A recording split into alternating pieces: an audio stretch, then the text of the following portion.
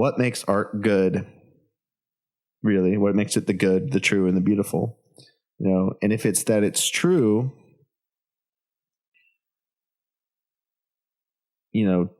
how do we know, right? How do we know it's true, right? If it's that, and if it is, that we know independently of art what's good and what's bad, and then we just kind of, the bad artworks are the ones that have the bad values and the good artworks are the ones that have the good values. In the process, have you potentially thrown away the only point for art? Because the thing it was supposed to teach you, you had to already know before you even began looking at the art. But then, if we try to find a different solution, do we end up with an even worse problem? Right? It really cuts to the heart of serious questions.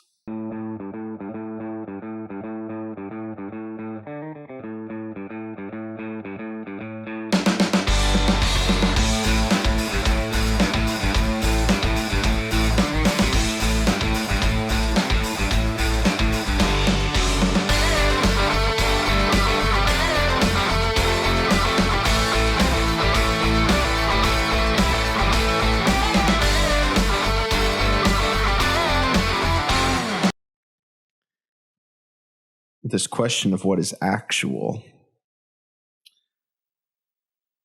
I realize I don't know if I know what it means to say that something is actual. And if you do, in the chat, please feel free to offer an interpretation. Like, it's one of those things that's almost like a dumb question. Like, we know what it means to say something's actual. But then if you try to think about it and explain, at least for me, I don't know if I could explain what it means actual. And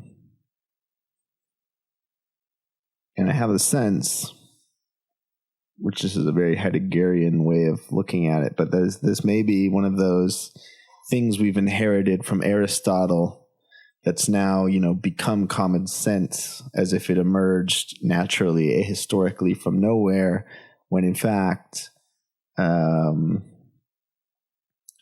it's, a specific idea of Aristotle learned from history, since he's all about, actuality and potentiality. And then I looked up the etymology of actual, and it's tied to like movement, active. And then that's when I'm really like, oh, it must be Aristotle, right? Because I'm really not an Aristotle expert, but isn't it true, I think, for Aristotle that, the most truly actual thing, the most actual thing of all is the unmoved mover, right? Who, I guess captures maybe potentiality and actuality in himself because he moves without moving. He's the unmoved mover.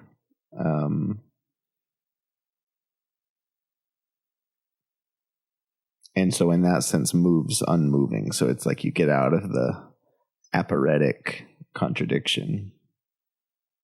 I don't know. But then it's like, if I say this rock is actual, not potential, do I mean it's moving? I mean, rocks don't move unless you throw them or they roll. I don't know if I know what actual means. And this is something we'll have to keep thinking about as we read, because this is actually a central question to this. And of course, because for Heidegger, he thinks that Aristotle has it precisely backwards.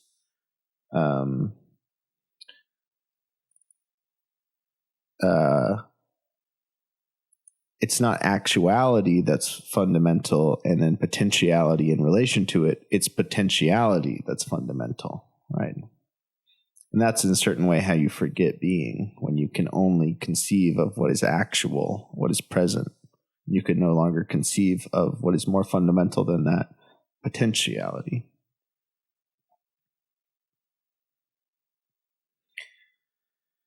And then also in relation to this, right?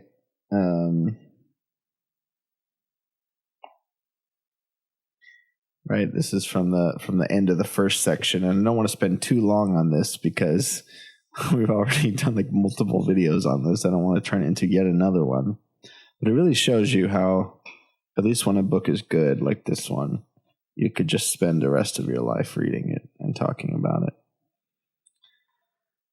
He says, what we tried to treat as the most immediate actuality of the work, its thingly substructure, does not belong to the work in that way at all. Right? We tried to see the immediate actuality, the way in which the work is actualized as, the paper that it's printed on and the ink on it.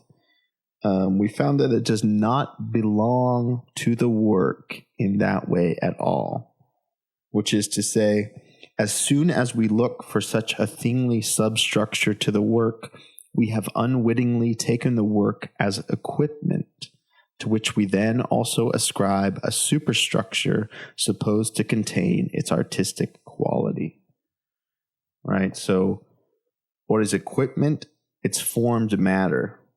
And what is form?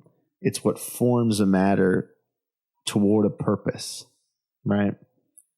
Equipment is subjugated or something by its user, right? There's no hammer outside of the human being who wants to build a house or whatever, right? Equipment is matter formed toward a purpose of human design. Which is also why equipment is not a thing, because it's wrong to say, Heidegger says, that a rock is formed matter. And of course, the way that, the scholastics, etc., got around this is saying, well, God formed the rock for God's purpose. So in a certain way, the entire world gets turned into equipment for God.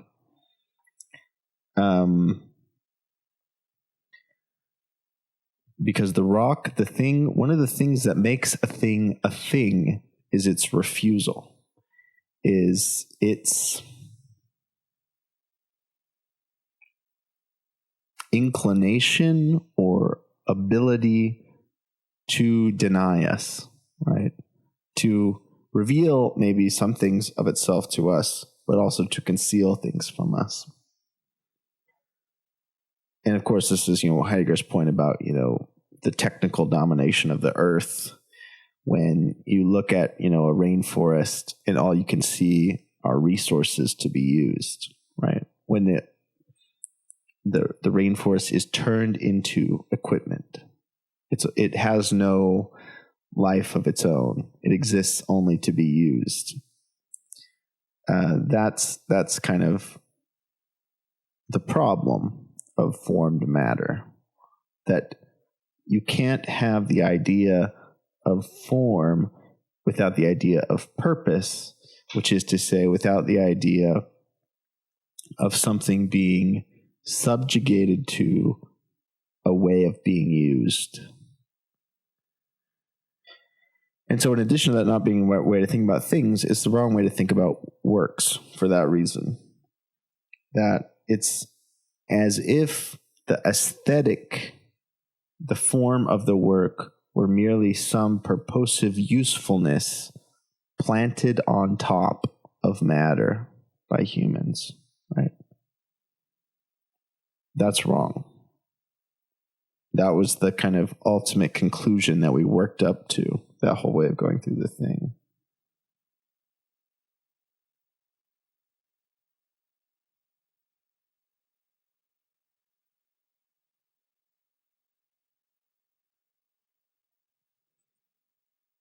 And then the question of what is actual in the work, that still remains for us, right? right? What is actual is a question that we still have to answer, because I still don't know if I know what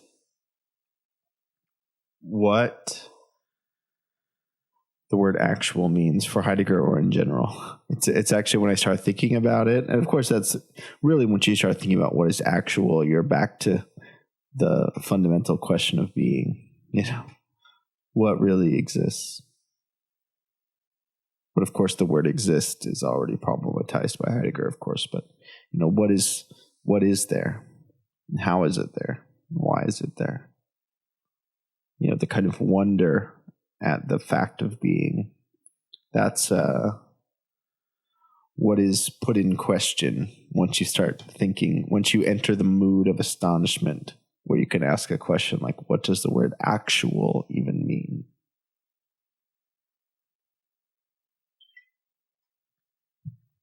But that's enough preamble. Let's get going. And let's quickly, we did this paragraph at the end of last stream, but let's quickly, just because it's short anyway, go over this beginning one, because I'm not going to say a lot about it, but I just want to read it because it's really instructive for where we're going to go.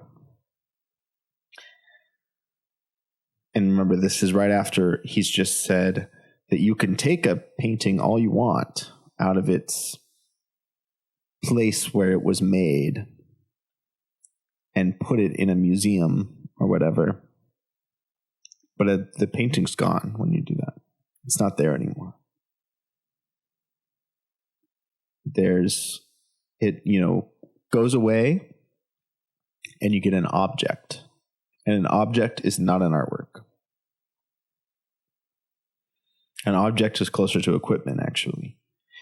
Right. And then, he says it's amazing. He says this because, I guess it was true at the time. This was written in the 30s, but especially it becomes true later in the 20th century that the artwork gets turned into an object which is useful, and it's useful for making money. It's useful for transferring on the art market, right? It gets turned into an object of the art industry.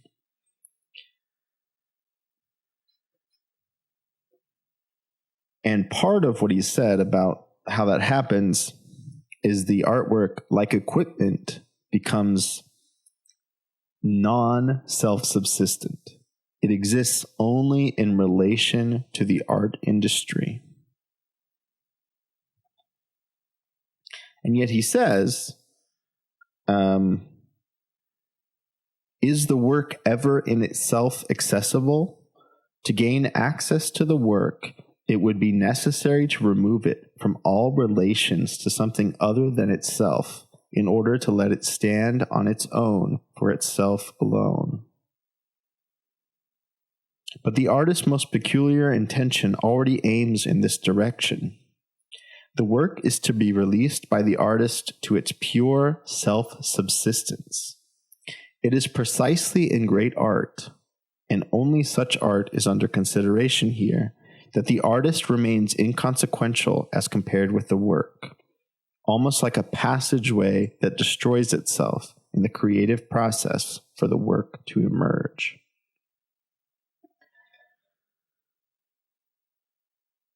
So one, what that tells us there is the work,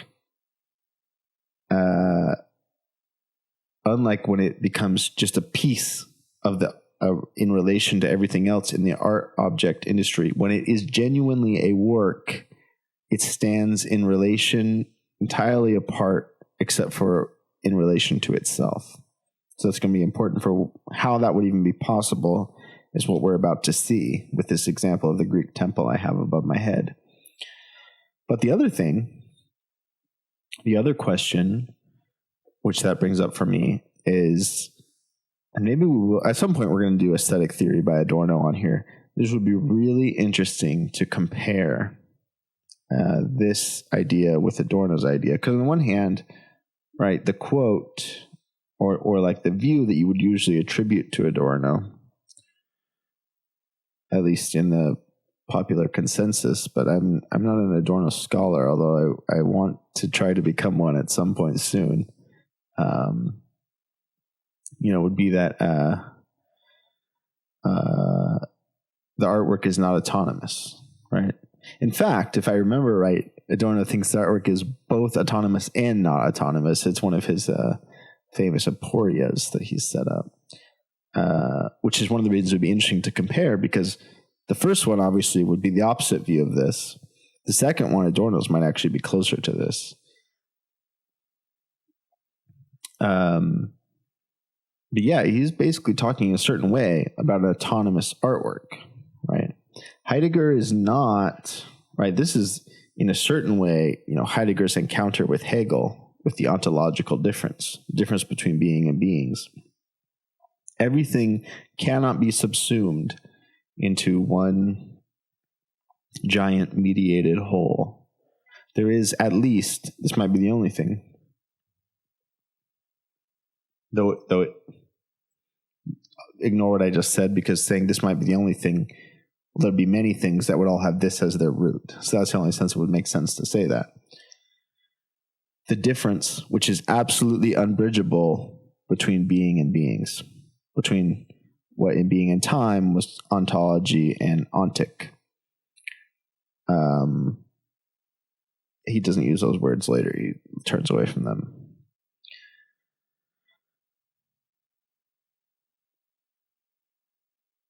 There is really this difference. It's really this which cannot be overcome through mediation or sublation or whatever. This difference, and it may be in this difference that we could make sense of the idea that you could gain access to the work, removing it from all relations to something other than itself. Because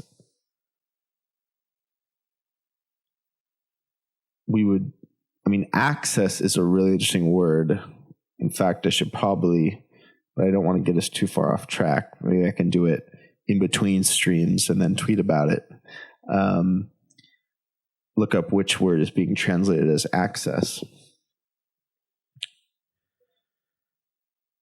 To the being of beings. And the work being is different than equipmental being. And ways, when you say, well, the artwork is always mediated, you can only access the artwork through its relation to the art industry, to blah, blah, blah. From the Heideggerian perspective, that's not so much mediating difference as it is encountering the single sameness of equipmental being, of the kind of world that is disclosed through equipmental being. But to encounter the work would be to see an entirely different world, which is the work being of the work, the world disclosed by the work being of the work. And that's a crucial difference. I feel that there's more to be said to make that intelligible. And the best way to do it will be to read what he actually says about the temple. Because one of the beautiful things about this essay is that he's dealing with these very difficult, seemingly abstract concepts, but he gives incredible examples that really, really make clear his point. And this one, this one, along with the Van Gogh shoes that we already looked at, are the two that everyone who reads this essay never forgets, because they just leave such an impact. So let's actually get to reading now. And let me read about the temple. Also, we should point out, since we talked about it last time, a key word here is going to be the Greek word physis, which is the root for the word physics, physical, And of course, metaphysics, the going beyond the physical.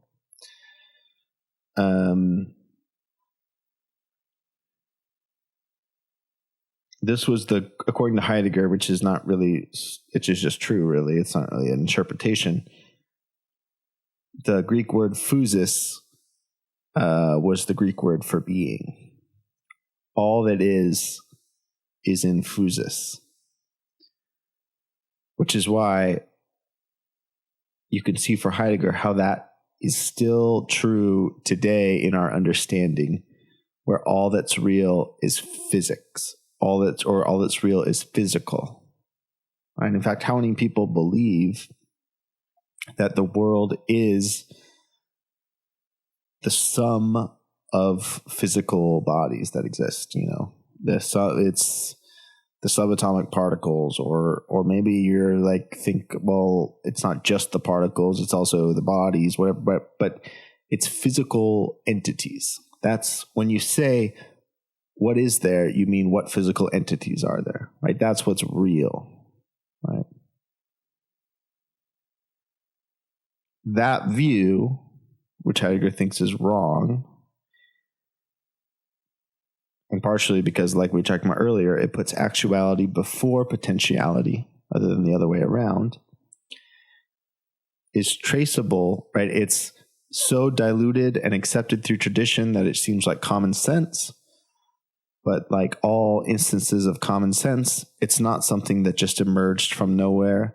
It's something that emerged from a particular thinker in a particular time and became so influential and canonized and traditional that it spread so far no one even knows where it's originally from anymore, and it feels like common sense. It feels like it came from nowhere. But in fact, it came from the ancient Greek thinkers. First from like Parmenides and Heraclitus, and then especially the way it gets thought in Plato and Aristotle.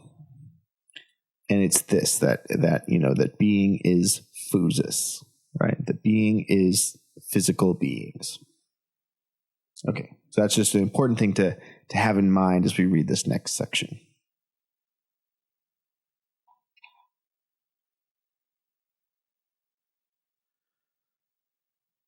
And again, like I said, that's the Greek. I think I didn't do extensive research to make sure that this is the one he's talking about, but I feel pretty comfortable. I think this is the correct temple. Of course, obviously a contemporary picture.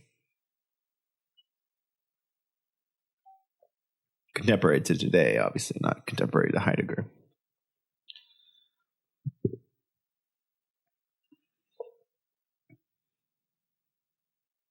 And it's also, like he says, there's important reason to pick the temple to emphasize that artwork is not matter with a form pressed atop it. He already showed us that it wasn't with Van Gogh's shoes, but, just to drive the point home, let's look at architecture. It would be absurd to say that an architecture is like the material of it is irrelevant and it's just the picture that it represents or something. It's architecture. Architecture is about walking through it. It's about being inside of it. It's about feeling the weight of it above you and the light shining through it. It's not a representation, right? You have to really stretch and reach to make that seem real or believable. Okay, let's finally read this. A building, a Greek temple, portrays nothing. It simply stands there in the middle of the rock-cleft valley.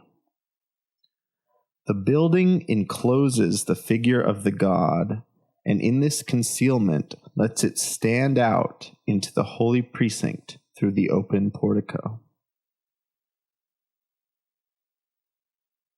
Right? It conceals something, literally, in the sense that there's something inside of the building. Right? You can see the rock-cleft valley where it is in this photo. But in this concealment, by concealing the space, the sacred space inside of the temple, it lets stand out, or it reveals or opens, but of course standing is important, right? It lets stand out into the holy precinct through the open portico. By means of the temple, the God is present in the temple, right? The temple allows the God to be present. There's a Nietzschean idea of gods here, right? For Nietzsche, the kind of question, does God exist? Things like that those questions are sort of irrelevant. If the gods become present through the work, right? Through art, right? It's not that you can conceive of gods irrespective of humans, right? Irrespective of human concerns or cares.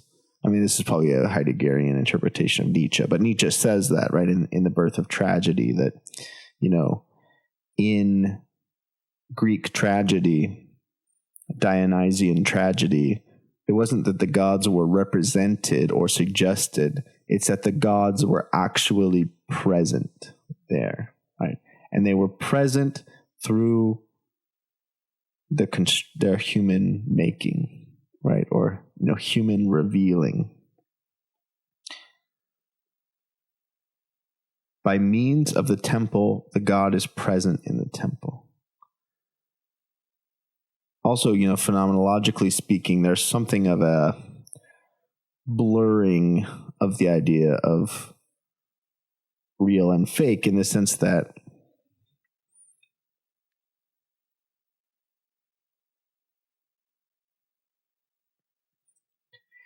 if we all can have a phenomenal experience of something, if something can appear, that's real enough, right? In a certain way, we're bracketing, in the final instance, is it true or not?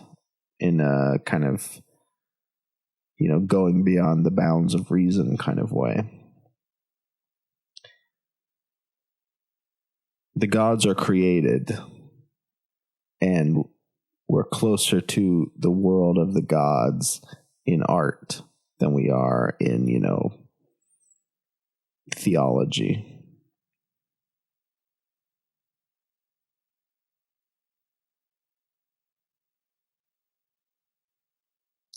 By means of the temple, the God is present in the temple. The presence of the God is in itself the extension and delimitation of the precinct as a holy precinct, right? So there's also what that means, right? Not here's the object, the God in the temple, right? The God is present insofar as the space becomes delimited as a space that is sacred, or the word he uses is holy, which is an important word, Heidegger, for Hölderlin, which is also thereby important for Heidegger. The temple and its precinct, however, do not fade away into the indefinite. It is the temple work that first fits together and at the same time gathers around itself the unity of these paths and relations in which birth and death, disaster and blessing, victory and disgrace, endurance and decline acquire the shape of destiny for human being. The all-governing expanse of this open relational context in the world of this historical people. Only from and in this expanse does the nation first return to itself for the fulfillment of its vocation. So again, this is very Nietzschean. The artwork, what's being inverted is what the artwork does, right? If you thought of artwork as representing a culture or a people or a people in space and in time, which, we often do with historical analysis, we would often think this culture had these values, these beliefs, and we can find those by looking at the art, because they took those beliefs that they had and put them into the artwork. But of course, what kind of conception of artwork would that be? An equipmental one, right? There was this matter out there. They took their ideas, which they had fully formed in their head, and pressed them onto the matter, right? It's equipment. The matter was purposed to be used. In fact, Heidegger inverts this. If anything, if there's any pressing happening, although he wouldn't use this language, this is more like Adorno's language, the artwork is pressing its values onto them, right? If you imagine, let's imagine this, right? I think it's still true today, but it can be really clear when you keep it in like a, pre-industrial context. You've got a valley. The valley is full of people who live there, right? They probably grow crops, or if they live there, or maybe they're staying there till they move on or whatever, if they're nomadic or whatever. But if they stay there, there's food there. They do have sex with each other. They talk to each other. There's animals there. They interact with the animals. There's plants. There's rocks. There's all this stuff that theoretically you could think of as atomized and just arbitrarily next to each other. And in fact, without art, on this view that Heidegger is advancing, you might actually think of it that way. But it's the temple creates the center, right? The temple becomes the center. It makes itself the center that gathers all of those atomized parts into a whole, insofar as all those parts, essentially incline toward or point toward the temple. There's more that we're going to read that will make sense of this. Suddenly, there's an entire world because of course a world is, an understanding, right? Humans have worlds insofar as it's a whole structure and meaning for life.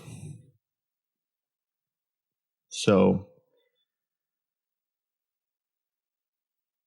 what I think and what my community thinks we are, like what our place in the cosmos is, what it means to be born, what it means to die, what is a disaster and what is a blessing, what we ought to do with our lives, what we ought to value, right? Those are all the kinds of things that are being put into the word destiny, which is like, let me double check. I believe the etymology has to do with like a pointing. Destiny. No, actually it doesn't. It has to do with make firm or establish, right? So, right, the temple is the destiny, the fate, of the tragic play, insofar as it makes firm, it establishes on the earth the relationship to the earth. It situates you in space, in time, in history, right? And through it, you learn what matters or what to value. So so hopefully we're going to keep reading, this will make more sense, but that kind of makes sense what it means to say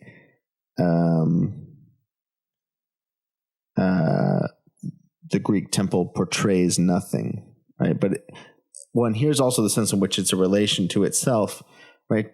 Do you see how the work is not one relation among others in this whole set of relations?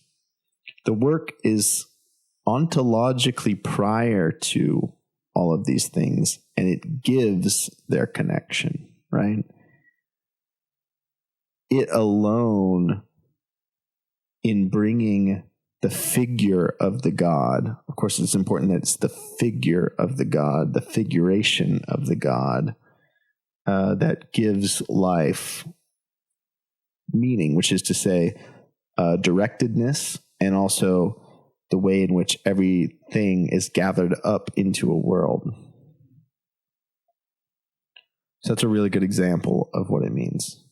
Also, of course, which I think is worth keeping in mind, of course, here, I'm sure at least some of you, when you heard this, thought that sounds a little fascist. And yeah, it might be. It's one of the things to keep in mind with this. I mean, that's one question, right? Does this inherently lead to a kind of fascism, which we can't completely answer now, but we have to certainly keep in view as a potential danger here. You know, it's tied to this Nietzschean idea, which is actually a Wagnerian idea that Nietzsche really took from Wagner. You know, the idea of, you know, Wagner creating his, you know, space, which, you know, sounds in a lot of ways very beautiful. The art cooperative on the land where everyone lives together, and we have this Gesamtkunstwerk, this, you know, total artwork where we, you know, learn how to live together as a people. But then you have to, at the same time that you say that, you have to remember how deeply anti-Semitic Wagner was, and recognize that it's not only a generous art-making world, it's also a world founded on a certain, you know, exclusion. In this case, you know, explicitly. I mean, there's probably other, you know, I don't even know if this was even on Wagner's mind as a possibility, but probably non-white people would be excluded, but especially explicitly Jews are excluded. And that's a question to ask or to keep in mind.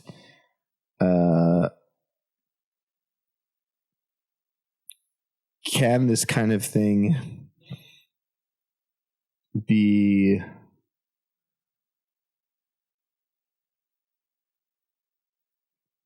are there leftist ways of imagining this kind of thing? And I think it's an open question worth investigating. I mean,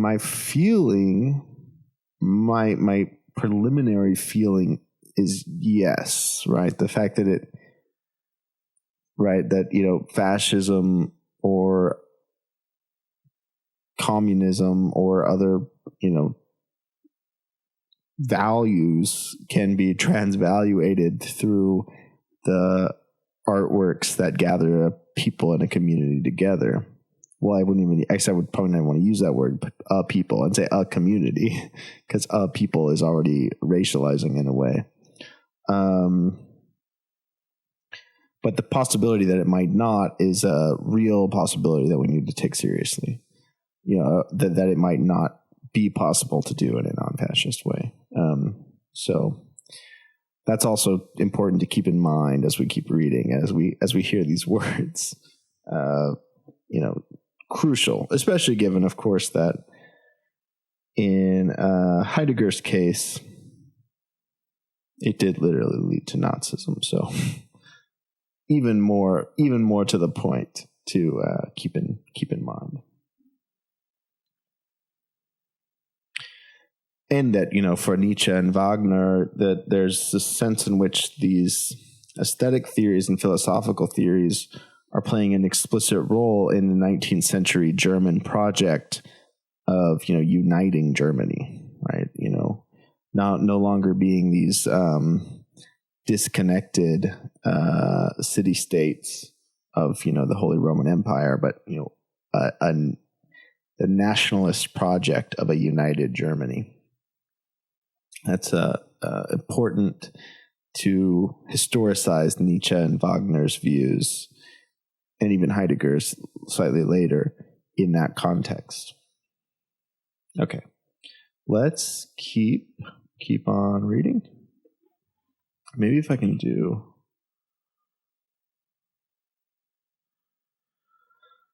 I don't know why I can't show the bottom of the page without turning off my TPRI.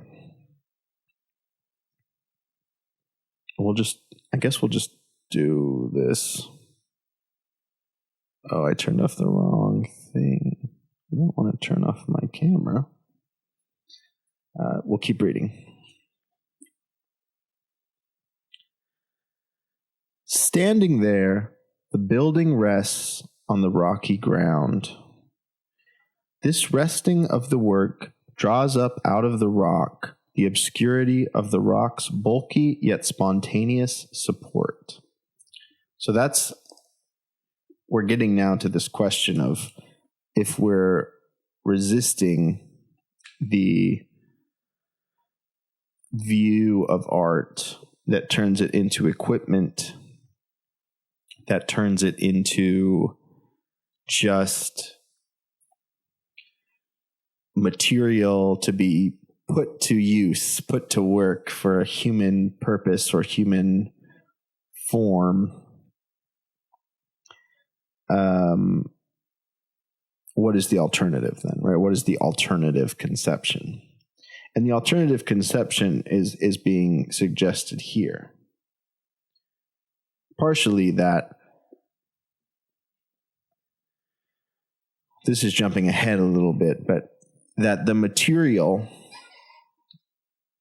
is not something that just withdraws, something it's there to be a support for the aesthetic idea that's impressed on top of it, but ultimately you throw it away. It's not really long-lasting and significant.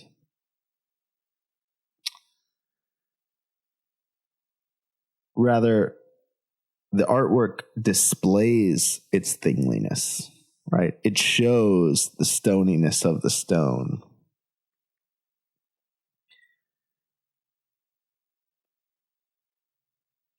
So, which is to say, and this is, again, we're going to get to this, but this is the special power that the artwork has for showing the truth of being is precisely that it doesn't attempt to hide the rift, that the temple sits on the earth, and at the same time that it opens a world for the people for who that artwork is for, the temple gives them a way of understanding their own lives. And again, we can even make a mistake when we say a way of understanding their own lives if we think of that understanding as just something that sits on top, right? It's not just you understand the world and there's like lots of different ways to see it. It's like, no, the world comes forth. You know, the God is present in the temple. And of course, that's why the world has decayed. We can go to the temple, but the temple's not there because the God's not there. I guess Athena or whatever. Athena is not there, right? You had to be part of the world in which Athena was there for the temple to be there, right? As a work. Now it's as an object, which contains the withdrawing of the world, the loss of the world. It's a ruin, right? This is how the Elden Ring streams will line up with this. Because of course that's the thing that's so amazing and so beautiful about Elden Ring is the idea of encountering a ruined world, right? A world where you experience a world of world decay, which is what Heidegger's talking about, world decay. The world of the ancient Greeks who prayed to Athena, who understood their lives in relation to Athena, has decayed in the way that it has in Elden Ring. So we can go to the temple and see its decay, its loss of world, but we cannot actually see the work because the work has decayed. The world has left.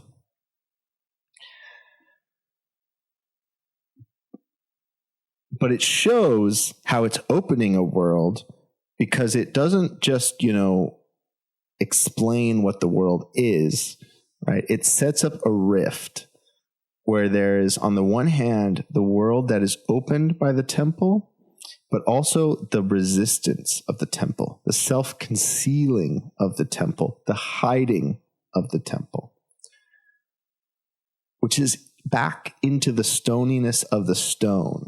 There's also something very powerful about the way that the thingliness of the work, the stoniness of the stone temple, refuses to give itself up to humans. It refuses, we receive our world from it, not the other way around. And if that's true, if the temple changes us, if the artwork changes us, then it cannot be exhaustively known by us or dominated by us. There's something which resists knowing, which resists being, captured by us. And that shows in the thingliness. So it's not that the matter of the temple is just something, hidden or withdrawn that the aesthetic sits atop, right? In the artwork, the thingliness itself is on full display. The matter itself, well, we're using the thingliness because that's a better word than matter for what Heidegger's saying. The thingliness is on full display. It shows forth its own stoniness. So let's read what he actually says. But that's what's going on here, this turn to say that it rests on the rocky ground.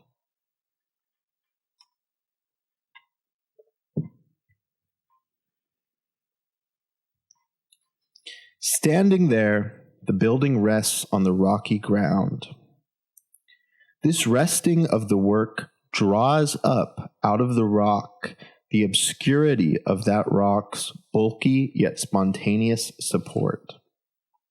Standing there, the building holds its ground against the storm raging above it, and so first makes the storm itself manifest in its violence. Right? What makes the storm a storm? What makes it appear as a storm and also makes it violent, right? Is the temple, right? Makes it manifest in its violence, right? Laying bare, coming into appearance. The luster and gleam of the stone. So we went to the next page. We can pop this back on now. The luster and gleam of the stone, though itself apparently glowing only by the grace of the sun, first brings to radiance the light of the day, the breadth of the sky, the darkness of the night. The temple's firm towering makes visible the invisible space of air. The steadfastness of the work contrasts with the surge of the surf, and its own repose brings out the raging of the sea.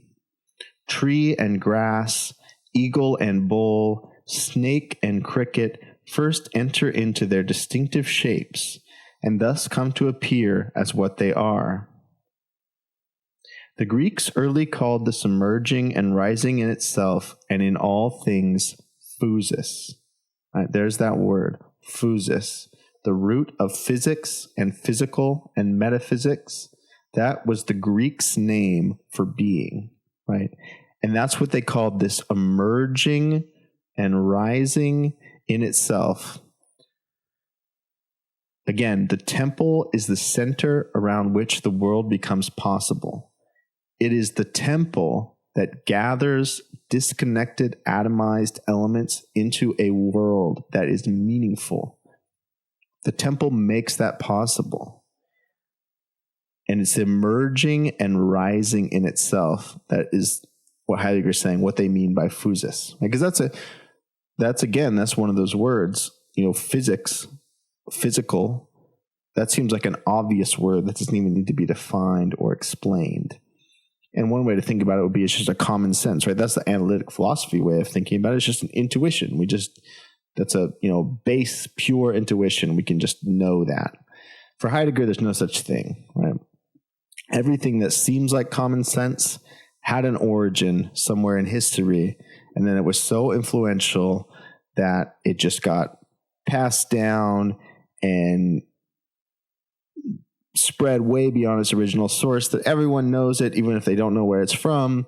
And because they know it without knowing where it's from, they think it came from nowhere. And they think it's just an intuitive, obvious fact, right? And that would be, physics and the idea that everything is physical, right? That everything that exists is physical, actual, right? Active beings, right? If actual means active, like movement, and the Greeks taught us to believe that activity is more fundamental than potentiality, that potentiality is just added on top of actuality, then it makes sense that we would all believe and think it was obvious and inarguable that being, what really is just the physical entities that are, right?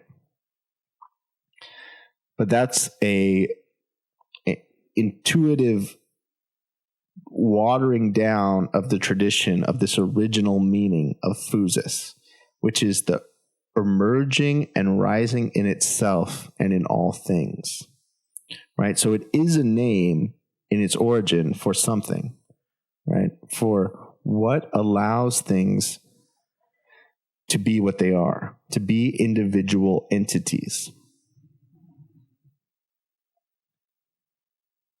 So on the one hand, it conflates, and Heidegger does think that this is the legacy that is to blame for taking being only as beings, being unable to see being as separate from beings, individual entities.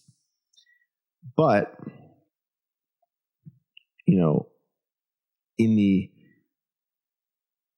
in the watered down version that we've received, it is, there's just only entities. That's all there is. There's no such thing as being. That's just abstraction. But even though physis, the Greek understanding of being, is responsible for that, there is still, in the original Greek understanding, a separate something, right? It's like how, like Heidegger says at the beginning of Being and Time, Aristotle understood that there was something called being, which was, bigger than all other categories, right? Dog is a category of mammal, which is a category of animal, which is a category of living things, right? All the way up to being. But the difficulty is that all those other categories can be defined by what they include and by what they exclude, by how they're split. Being, it seems, includes everything. So how do you define being if it has no difference? One way is to just be like, make it abstract and say, it's just, the sum total of all beings. Another way is to, go into ontotheology and say, well, being is God or whatever. But Aristotle said, and of course Heidegger thinks those things are bad, and Aristotle also thought they were bad. He said that there must be some real, genuine meaning of being that's not just an abstraction, but it's also, how will we define it? The idea Aristotle comes up with has to do with analogy, but Heidegger basically thinks he really identified the problem, but he kind of half-assed the solution.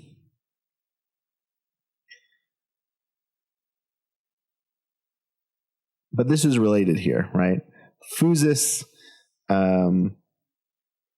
the name for the emerging and rising in itself, the sense in which all beings become beings. But it doesn't quite go deep enough. So let's keep reading. The Greeks early called this emerging and rising in itself and all things physis, in all things. It illuminates also that on which and in which man bases his dwelling. We call this ground the earth.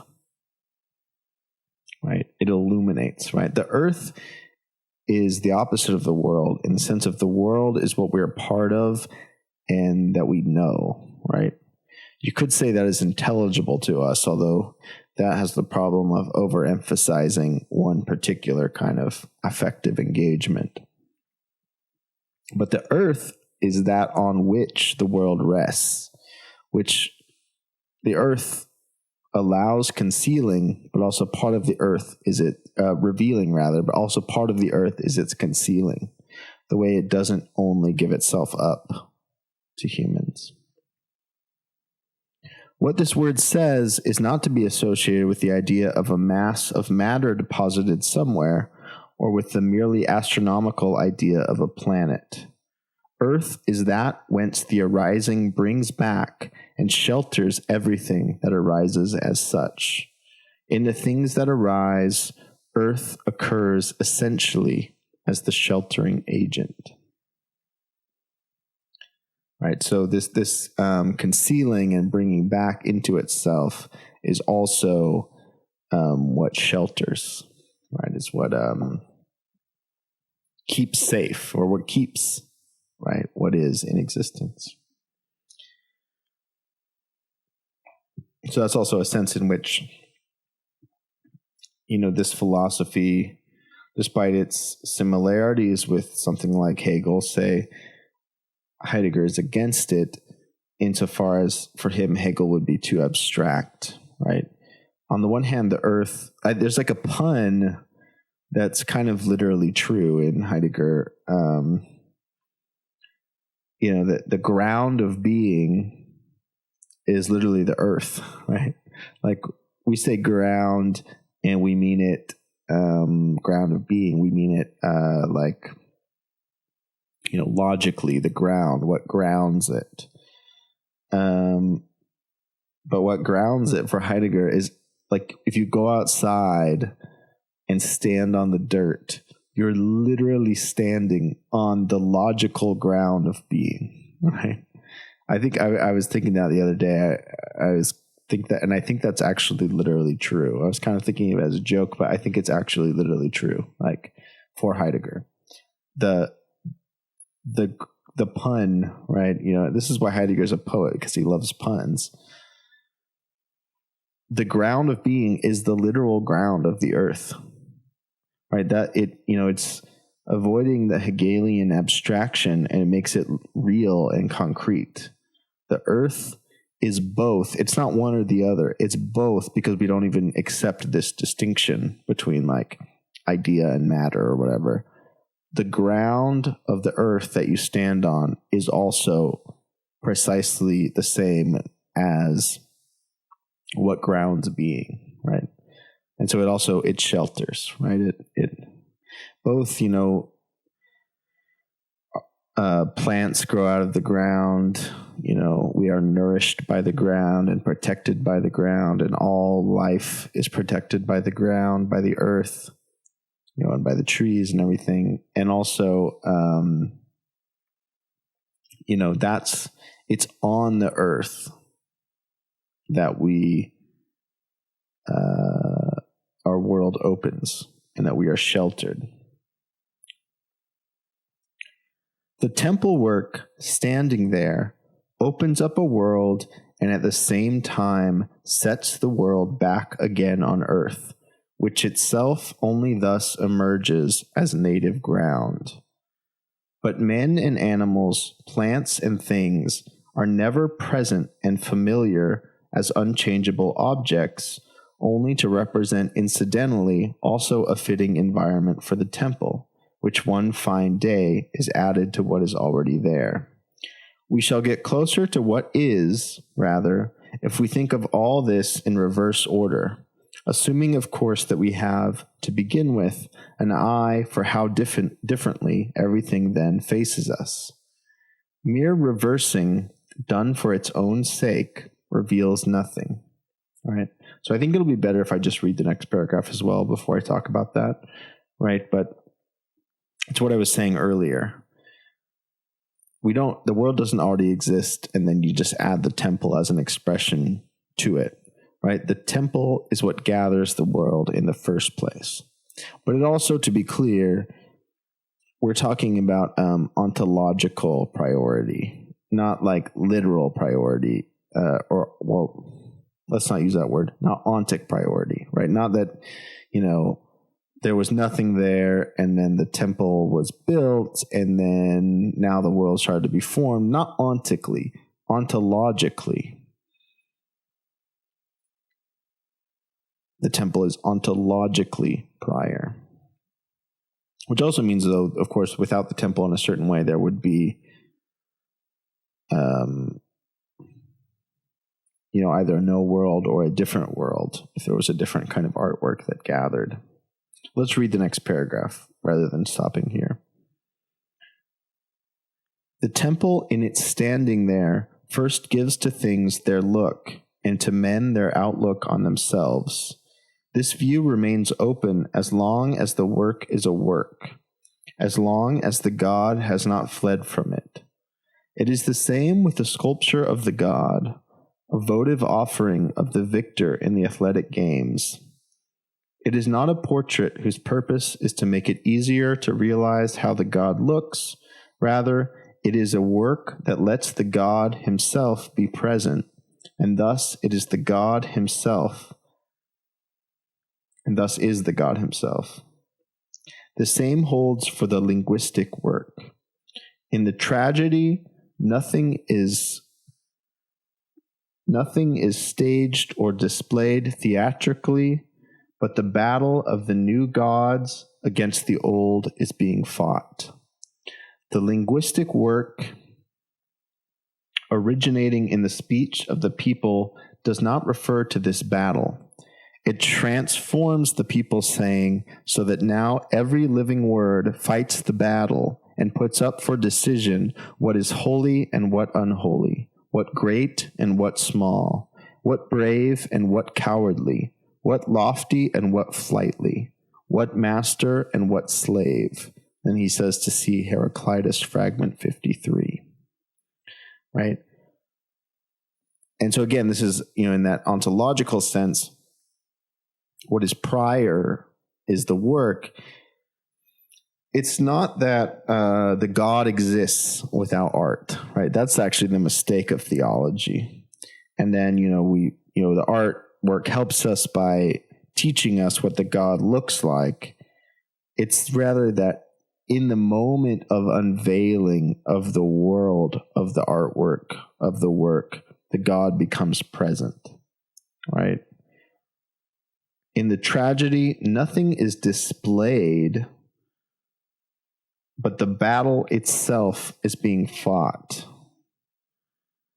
It originates in the speech of the people. It doesn't transform the battle, it transforms the people saying, so that now every living word fights the battle and puts up the decision for what is holy and what unholy, right? So again, like with the temple, he's giving all these, this like list. I can't remember the name for this grammatical construction, but the list of things, list of binaries actually. What is holy and what unholy, what great and what small, what brave and what cowardly, right? These are values. I mean, I do think you could probably say this is the same or very similar to, the Nietzschean transvaluation of all values, right? The artwork sets up the values. If the artwork were representing these values, they would already exist, and the artwork would be just the mere mimetic interpretation or representation of them. But it's not. The artwork is the event that opens that world and thus creates these values because they're part of that world, brings them forth. So it's also, in a certain sense, the view of art that he's fighting against is the view inherited from Plato, right? For Plato, all art is mimetic, which is to say, and this is, of course, connected, and also, let's be clear, there are different views of art at different times in Plato. Of course, I have in mind the Republic version. And there's also, I'm not trying to start a whole debate on Plato. Of course, there's the question of, are things ironic or are they literal or whatever? But, taken straight at his word in the Republic, according to Plato, art is mimetic, right? It represents things, it represents them. So despite the, important role that Homer is given, say, in society about teaching truth and teaching values, this is silly because we already know what the values are. Homer's just representing them. We should go to, the philosophers who actually know, or actually are able to find out what is the good and what is the true. Homer's just representing things we already know. That's just, art's just representational. It doesn't break the first ground of, what is new. And so on the one hand, A, artists are way too overvalued. And then also B, you kick out all the poets that represent things badly, and you keep the poets that represent what is good, right? There's a certain way in which Plato gets misrepresented as kicking out all the poets. He just says kick out all the bad poets. But the good poets for Plato are the poets who are properly, correctly mimetic, meaning their representations are correct representations of the true. For Heidegger, this is the mistake. It's like the crucial mistake.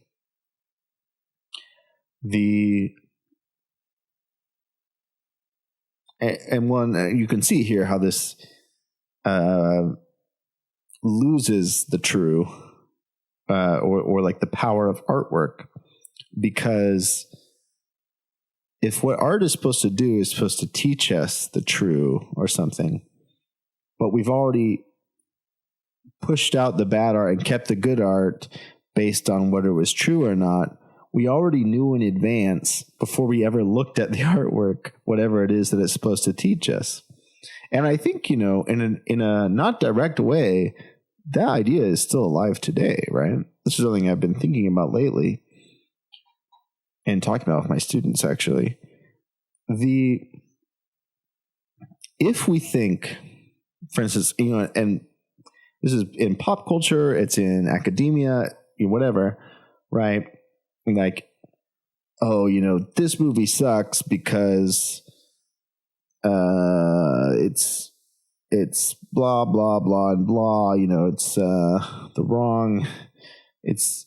wrong ideas about politics or whatever. I don't have a good example off the top of my head, but and I'm not necessarily saying this is wrong, but I'm saying this is how it works, right? This movie is good because it's a good, leftist movie that, represents, shows the workers and shows blah, blah, blah, and shows, the right views about gender and the right views about whatever. And this movie is bad because it's too liberal, or it's got the wrong ideas about gender or whatever. And I'm not necessarily saying that's wrong, but it is, I'm just saying it's Platonic, right? The idea is, on the one hand, that what's supposed to be good about the good movie is that it teaches us, it shows us the correct views to have about, the workers and gender and whatever. But of course, to know that it was good, we had to already know in advance what the correct views were. So there's a kind of circular thing where the movie is supposed to teach us something, and yet the reason we're watching the movie is that we already know what it's supposed to teach us, right? It's a kind of circular thing. And again, I'm not necessarily saying that's wrong, but I'm just saying that despite, the way people kind of roll their eyes at Plato, it seems that this suggestion actually is still alive and well in the world today. But an alternative view to that is potentially this one in Heidegger. But of course, there is the real question, like we were talking about earlier, that maybe this alternative view, what if, right, the artwork genuinely does give us our values, right? If we don't have our values beforehand and then put them onto the artwork,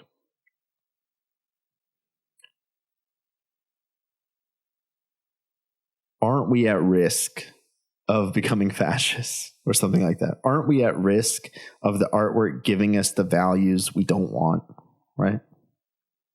I think that becomes a live question.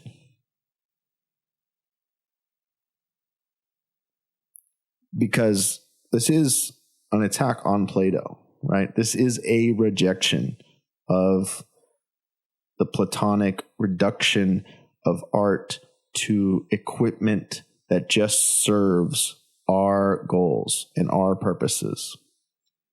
And it's a empowerment of the artwork to be the world disclosing function that opens the world in which we live.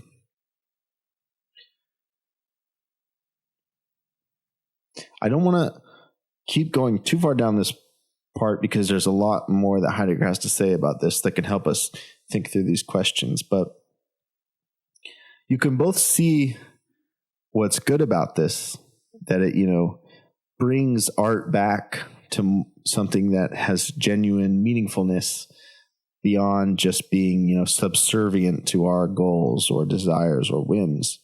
But you can also see the danger of doing that, the potential risks involved in allowing the artwork to give its values to us, to open the values that we have in our world. It's a genuine risk or a genuine danger of, getting the wrong kind of values from it. Like Heidegger clearly did get the wrong kind of values from it.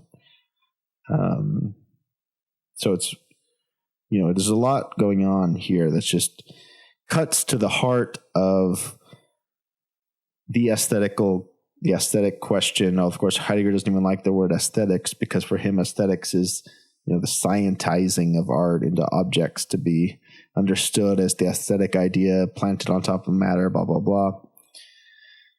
But, the heart of it, which is what makes art good, really, what makes it the good, the true, and the beautiful, and if it's that it's true,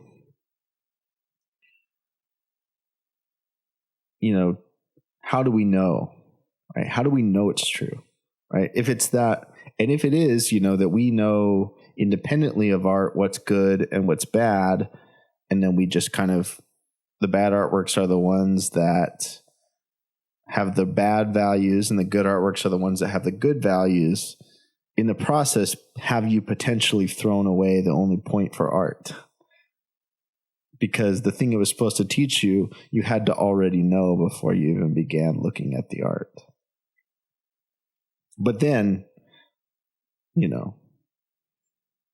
if we try to find a different solution, do we end up with an even worse problem? Right? It really cuts to the heart of serious questions here. I think it would be worth it, since he cites it, for me to pull up fragment 53 by Heraclitus. I was about to take a break anyway, so maybe we can take a quick 10-minute break. And during that time, I'll pull up fragment 53 by Heraclitus so we can read it. And then, so about a 10-minute break. When we come back, we'll read the Heraclitus, and then we'll get back to this. And at least, we're going slow, but that was the point. That's what you signed up for. That's what this channel's all about. Read a couple more pages before we end for Saturday. All right. See you all soon. Thanks for hanging out and for chatting. I will be back shortly. And we'll probably put on some more plus 44 since I'm feeling that vibe today. Let's try, because I am tired, but if we stop here, then I only got through. Well, actually for me, 2.5 pages is not so bad, but it'd be great to at least get to at least through 3. I was hoping 4 or 5. Let's try to keep reading a little bit. We'll do our best.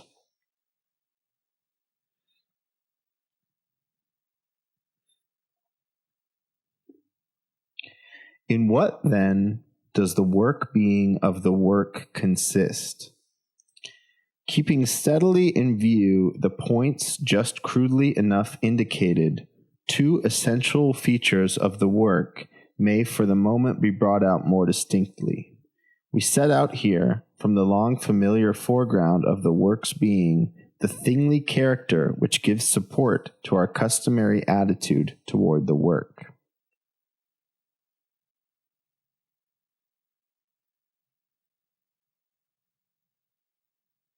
So now, finally, from what we've seen so far, we can get to a point where we can finally really genuinely address the thingly character. It's been sort of endlessly deferred and delayed, but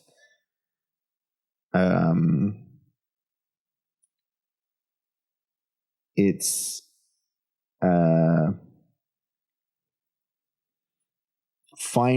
we finally set the stage where we can really see the thingly character, because we can see it not as a thingly substructure beneath the aesthetic like equipment, but rather the genuine thingliness that is displayed.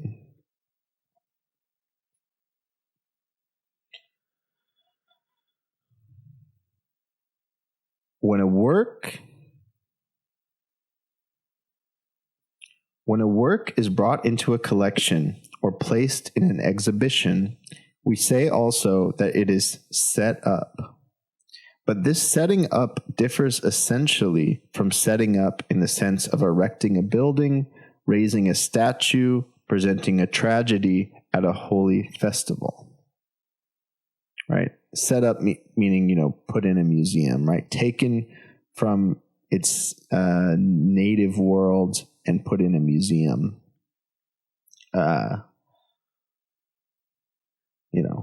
You could think of it as like British colonialism stealing all the artifacts from, Africa and Asia and putting them in the British Museum. We could talk about any artwork that way, but that's just a particularly poignant example of that, I think. And of course, an interesting question would be, which I think this is responding to, would be, sort of postmodern, avant-garde, like art installation, gallery art, performance art, which, I don't think Heidegger would really have known about. I mean, it was kind of happening actually already by this time in the 30s. And Heidegger didn't seem to have a positive view of the avant-garde. But I actually don't know what like artworks he was aware of. He talks about, the in a negative way, the nihilism of modern art. But I don't know what artist he's referring to. And then also he liked poets, like he liked Paul Celan, who's quite avant-garde, so I don't know. But it would be a question I don't think he knew about. And obviously there's more stuff he died in the 70s, so he was around for the 60s, but did he even follow any of that? I don't know, probably not. But, I think it's a response to this kind of thing to try to think about the artwork that is created for the gallery, that actually takes its seat in the gallery. That's a response to that, right? And in a certain way, that's what I try to do with my own work, because, I know this is like the way you're supposed to do poetry, but I don't like I'll just write my poems, they're just going to be about whatever interests me, and then I'll just send them out to a bunch of different places, and hopefully one of them will accept it, and then as poets will say, so glad it found a home, so glad we found a place for it. I don't like to do that. I really actually dislike that. I don't do that with my poetry. I don't want my poems to be so abstracted from their material conditions that they could just appear in any place and it wouldn't matter where they appeared, right? The suggestion, which if you believe in the argument being made here, which I do, it would be absurd to think it's the same poem no matter where it appears. A completely different appearance place for the poem necessarily changes the poem. And then the question which Heidegger's raising, which I don't know if I agree with this or not, but will be even further than that, it may not even be the poem at all. It might only be the decay or loss of the poem.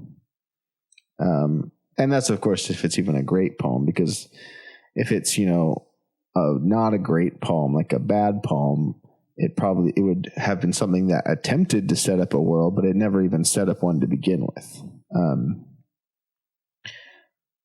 But I believe that I want my poems to be specific to, site specific to where they appear. They can't just be thrown in a museum or whatever. But that'd be an interesting question anyway, what Heidegger would think about artwork built for the museum. But certainly artwork built outside of the museum, taken and put into a museum, that is not what it means to set up, even though we say the word setting up. This setting up differs essentially from setting up in the sense of erecting a building, raising a statue, presenting a tragedy at a holy festival. The latter setting up is erecting in the sense of dedication and praise. Here, setting up no longer means a bare placing. To dedicate means to consecrate, in the sense that in setting up the work, the holy is opened up as holy, and the God is invoked into the openness of his presence. So setting up, means the holy. It means making the God's present. So that's basically seems to be suggesting, I think, which is interesting, that there's no genuine work that is not about the holy and the gods.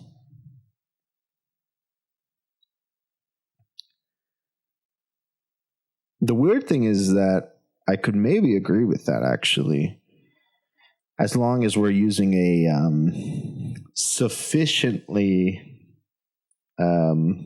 wide, which I don't think Heidegger's necessarily not, because he's like the most, I think he identified as an atheist, but he's also, or at least, that's a complicated discussion that I'm really opening there. But at the very least, he certainly turns against theology, against Catholicism. But, he's certainly invested in some kind of the holy, right? But in the sense, which I think is probably true, that great art is always in some way about the being of beings. Or whatever word you can use, which always falls short of naming that thing that is, the mystical, magical fact of there being something at all, something rather than nothing, the meaningfulness of the world. As long as we're using it in that sufficiently wide of a sense, I actually might be fine with saying that all genuine great art sets up the holy, or opens up the holy, opens up the space in which the holy can be invoked in presence. And that's, the kind of mystical, magical power of art, that it takes you out of, you walk down the street every day and it's the same street, you're engaged in your plans, you're just thinking about it as a way to get to the end, right? But what a poem can do, like, I love this poem by Bob Grenier, a great minimalist poet, Walking Down Washington Avenue, which is the whole poem, that line. He's a minimalist. Walking down Washington Avenue. And he explains that poem, well, there's lots of Washington Avenues in all kind of, American cities. There's a Washington Avenue almost, you can walk, and that poem is a bit of language, and it's not just something represented. It's a physical language that stays with you, and it can come back to you. You can be walking down Washington Avenue, and the poem, the fragment of language walking down Washington Avenue can come back, can return. And in returning and coming back, you're suddenly historically situated in relation to not only Bob Grenier walking down Washington Avenue in, Vermont, I think, where he was at that point when he wrote that book. Everyone who has ever walked down Washington Avenue. And suddenly you're encountering the fact that there is Washington Avenue. Both that there's the literal street you're on and that there's so many Washington Avenues. And there's, I presume it's George Washington that who existed, whose name has granted all these avenues. There's walking. There's the fact that you are walking and that everyone has walked. It astonishes you. It, brings you out of yourself and even more radically back into yourself as really there, right? In the way that usually is withdrawn from you when you're engaged in your daily tasks. You're just walking, you're directed, but you encounter the strangeness of everything that is, of all that is, and the fact that there is, the fact that you really are there somehow. It is. You are. We are. Right?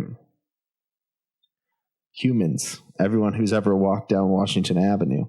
So, that's, and I think it would be okay to call that the holy or the openness of the presence. It's definitely, it's quotidian in a way, which is how Bob Grenier is often written about. It's not, any conventional sense of invoking the presence of the gods, but I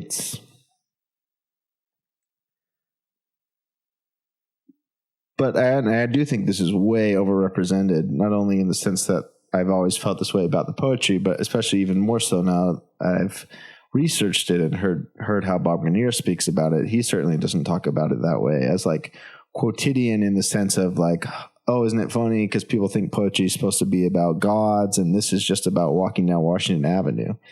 There is that funny element to it, but it actually is about something mystical. It's about, and mystical potentially is a misleading word because it's about how mystical the ordinary everyday already is. How the fact that there is something rather than nothing is already an astonishing fact. And it puts you effectively in the place where you can once again be astonished by that, which is the place where philosophy begins. It's the place where thinking begins. It's what makes it possible to be concerned with your own being, so to speak, to be concerned with being, to not just receive yourself from being and then go on in that way, but to reflectively turn back, like Orpheus turns back to Eurydice at the being that has guided you, but then as you look back, it withdraws.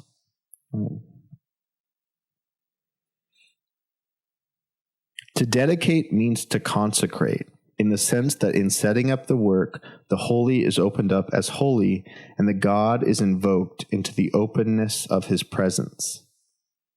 Praise belongs to dedication, as doing honor to the dignity and splendor of the God. Dignity and splendor are not properties beside and behind which the God, too, stands as something distinct, but it is rather in the dignity, in the splendor, that the God comes to presence. In the reflected glory of this splendor there glows, i.e., there clarifies what we call the world. That's so interesting. There glows, there clarifies. We'll have to turn to the etymologies for this one, and also probably look at the German. Oh, oops! Didn't mean to show you that. let me quickly block this.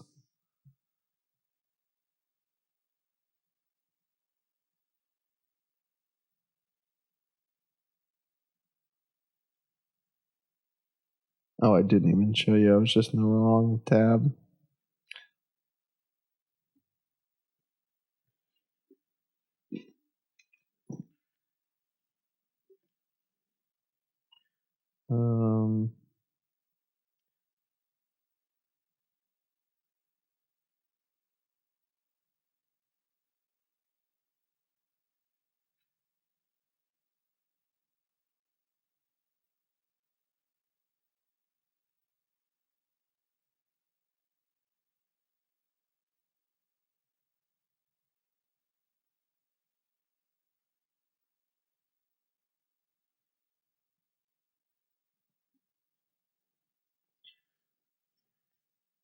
So I gotta find.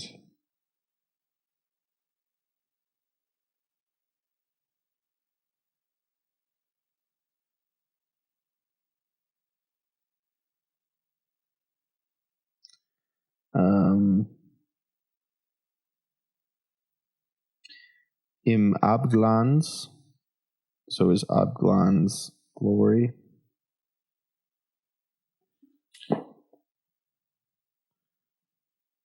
We're gonna have to quickly. I usually try to do this not necessarily on stream because it can get us derailed, but I think this is worth doing. So in Abglanz, in reflection, right, which we have translated here as in the reflected glory.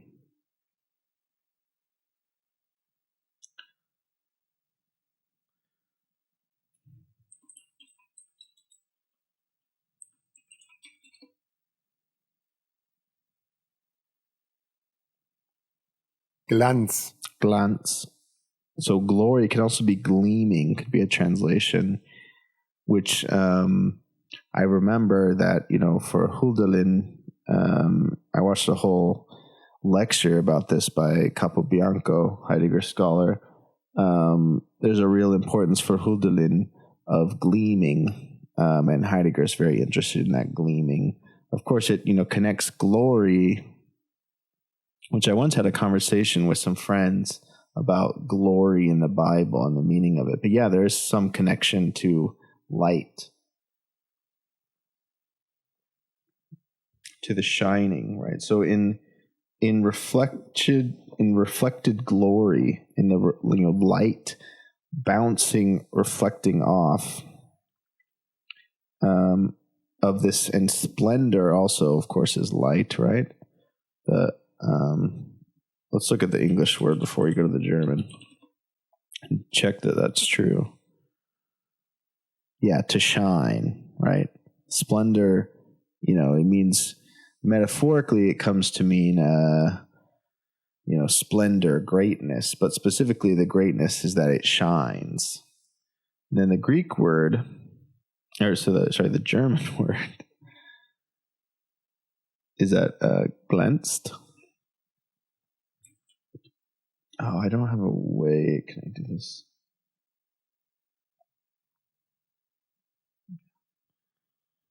One thing I miss about using iOS is the easier way of doing diacritics. So that's cool, and that's lost then in the English. That in English it says in the reflected glory of this splendor, right? But you can see a direct relation in the German, right? Glances, glänzt, right? That's lost there. And then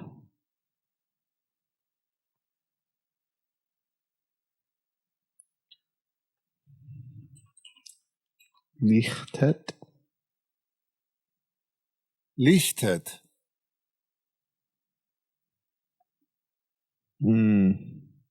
Yeah, that's it was totally right to go to the German here.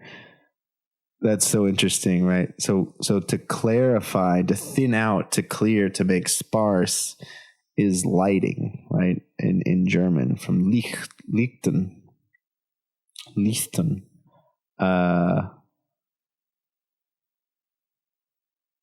Yeah. So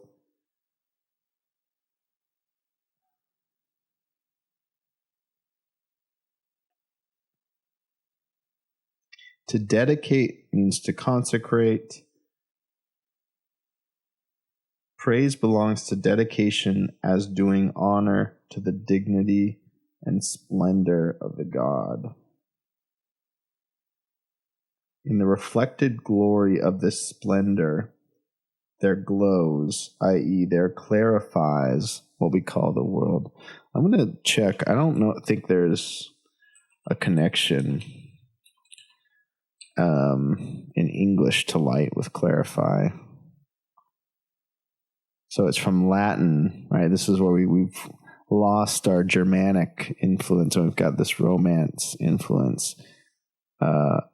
Make clear, facio, facere, and clarifico, clarificare, to make clear. And then it also says obsolete, to grow clear or bright, to clear up, to glorify. So let's look in the Latin and see if the light, there is, because there's to make illustrious in Latin meaning of clarifico. Does clarus have a meaning? Yeah, so so it does, because clarus is clear, bright, right? Lucid. So that's interesting. In a way, clarified butter, which was the first thing I thought of, is more illuminated butter, right? And so it's interesting also that there's some connection between lightning. Well, I guess, taking Dragon Ball Z style, taking all the weights off. Is that... Actually, let's look that up. I'm curious, actually. Lightning not as bringing light to, but as less weight.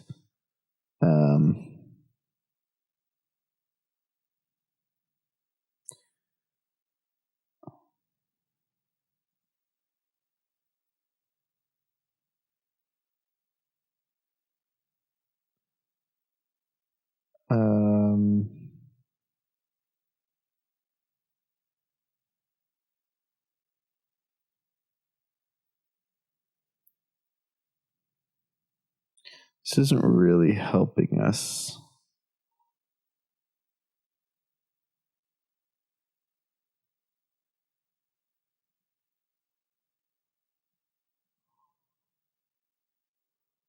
It seems like I didn't look deep enough, and I'm not going to do this on stream because it's going to take too long. There is some connection between lighter of weight and light, reflected light.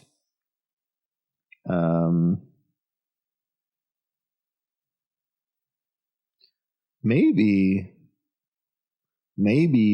what's going on is that light, the light of the sun is the lightest thing imaginable, right? It's like the air. It's like you can't pick it up. It's lightest, maybe that's where the word comes from. I don't know. That's an idea. And that's the sense in which clarifying is a lightening in both senses. It's like the thinning out and the glowing, the gleaming.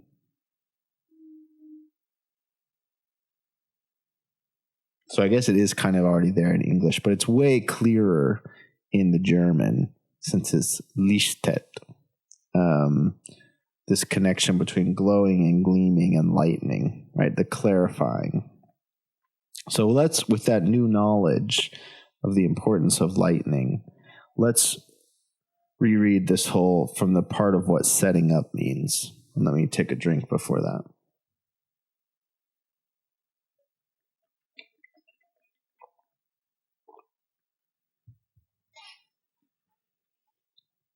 Here, setting up no longer means a bare placing. To dedicate means to consecrate, in the sense that in setting up the work, the holy is opened up as holy, and the God is invoked into the openness of his presence. Sorry, we should do one more. We should look up consecrate and also the German word. So consecrate in English...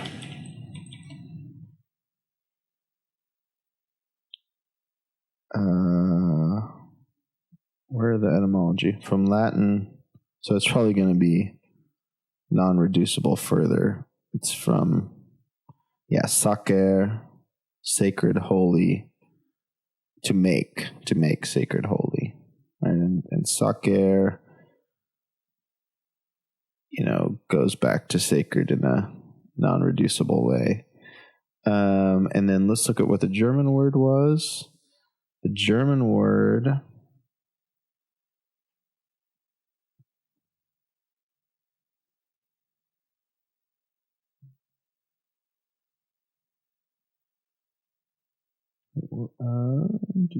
where is it?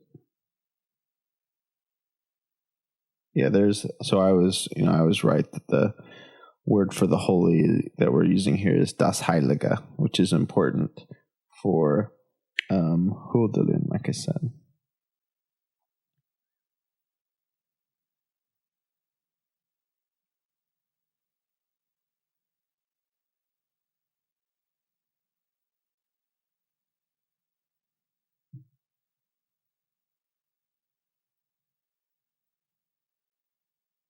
Okay, so it's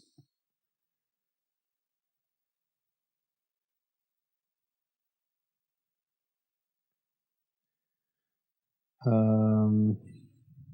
don't know. This might be going too far off, because I don't know what this word means. Okay. So this is to consecrate. Weihen. Weihen is to consecrate, which goes back to Proto-Germanic to hallow, to consecrate. To hallow, and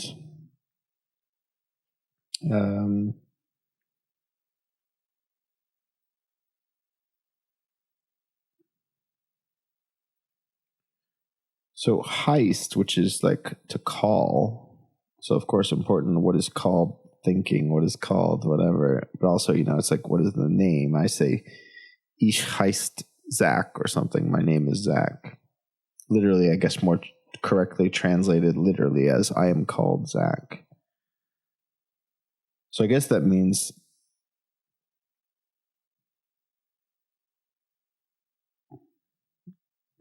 how would you translate that? To concentrate or to consecrate names the holy in dem Sinne. Oh, nice, Sea-Dog. How was the F1 qualifying?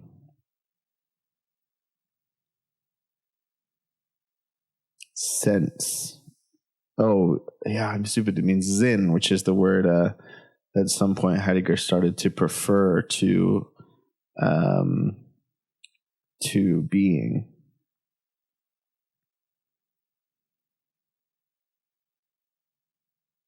In the sense that in setting up, so really what I'm trying to translate is just these three words right here.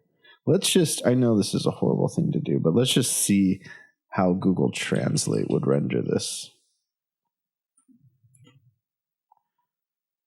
Yeah, okay. So I guess, heist can be translated as to mean. Is that right or no?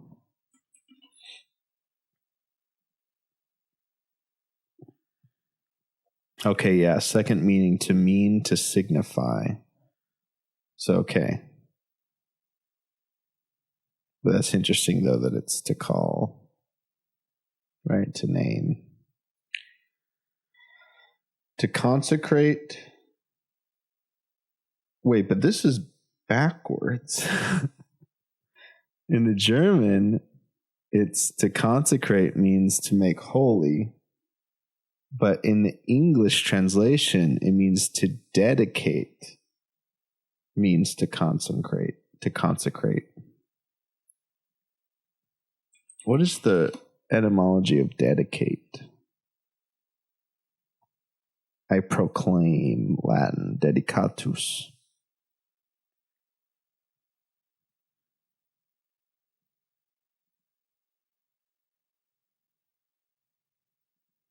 Okay, I want to check one more thing before we keep going. Weihen,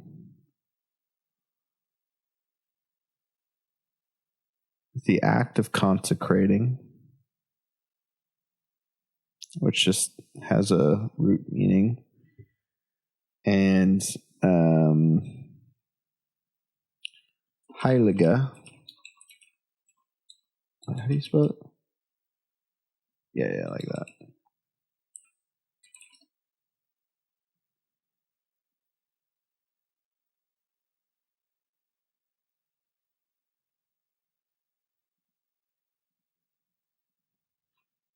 I guess I wasn't supposed to capitalize it. And I'm always messing up when I'm am and am not. Oh, it's a verb. I was thinking it was a noun.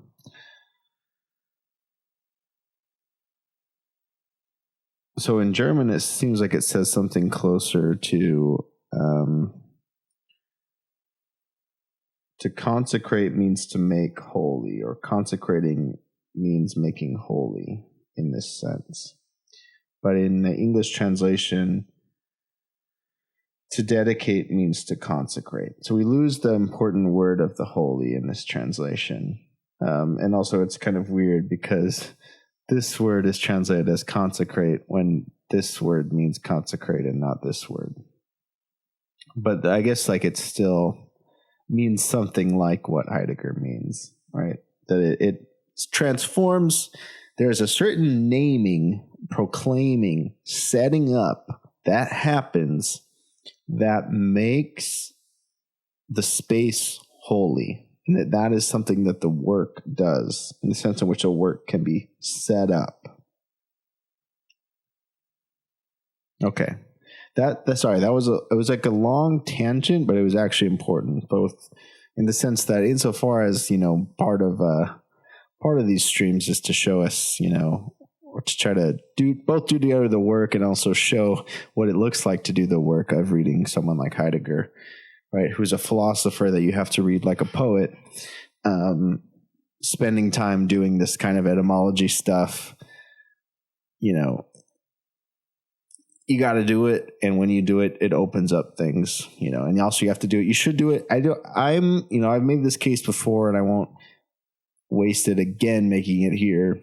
I'm going to make an official video where I make this case, and that can be the thing I can endlessly refer people to. But yeah, you shouldn't only do it in German. You should actually do it in English if you're an English speaker, or in Spanish if you're a Spanish speaker, or in Japanese if you're a Japanese speaker, or whatever. You should, take the translation you have and see what language is doing in your own language, because it's not the point to think,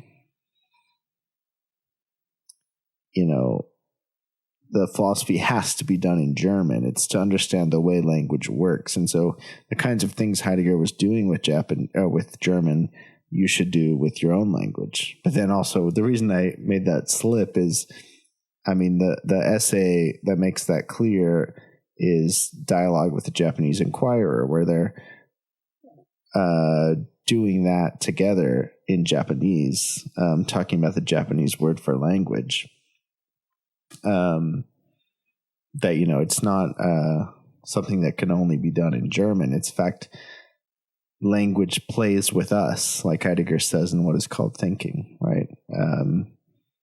We are a game for language, and we're doing this in whatever language we're working in. But then also, of course, you should also look at the original German, and because you can just see things, why Heidegger chooses certain words, like how he's always setting up things like this connection of gleaming and lighting and that connection there.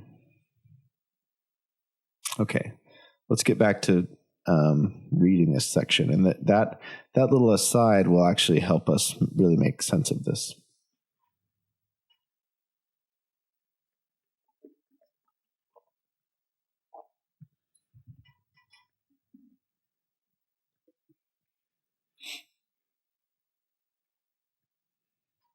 Here, setting up no longer means a bare placing.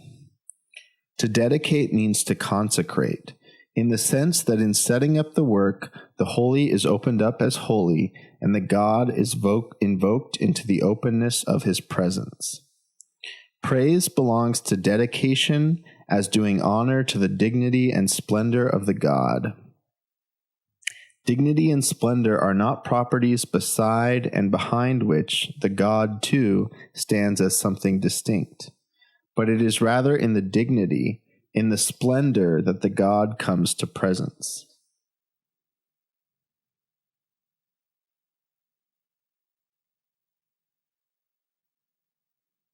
Sorry, let me read that one more time.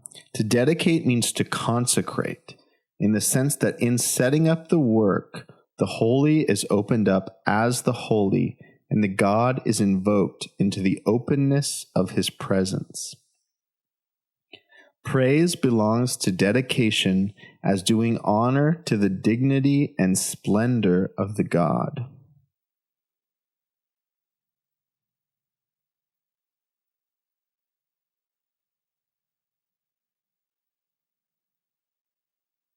Dignity and splendor are not properties beside and behind which the God, too, stands as something distinct, but it is rather in the dignity, in the splendor that the God comes to presence.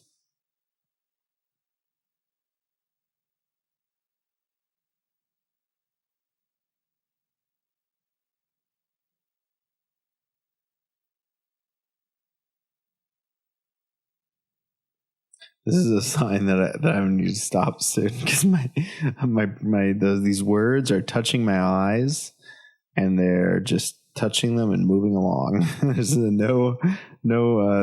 no thinking happening here. Sorry, one more time. Right, so dedicating means consecrating, right? It means setting up the holy, which is, the space which opens a world. Praise belongs to dedication as doing honor to the dignity and splendor of God, right? So part of this dedicating is praise, right? So in a certain sense, right, you dedicate, and this isn't just dedicating in the sense that, you can put like a little card next to the artwork in the museum, right? It's a much more meaningful dedication because it's praise. It's doing honor to the dignity and splendor of the God. And this is something that we still will need to spend more time on, what exactly Heidegger means by the God. But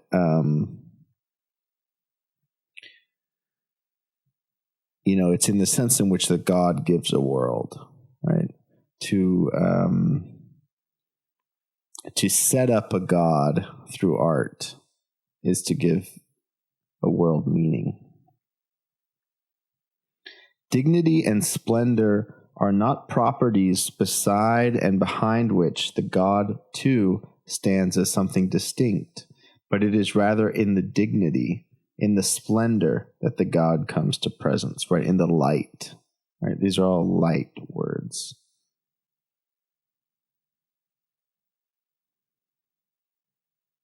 And, so dignity and splendor are not abstract descriptors which can be applied to the God, right? They are themselves what comes forth in the presence of the God. In the reflected glory of this splendor, there grows, i.e., there clarifies what we call the world, right? So that makes, this is like a poetic image, right, of the light reflected, and in its gleaming, it clarifies, right? It thins out and brings to view the world, right? It gathers the world through its lighting. It shines light on the world and brings it out of darkness into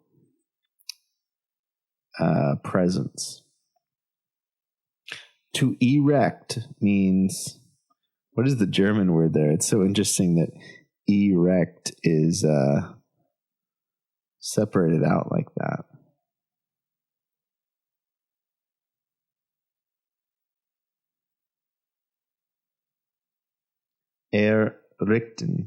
Richten actually is probably how it's pronounced. Let's find this.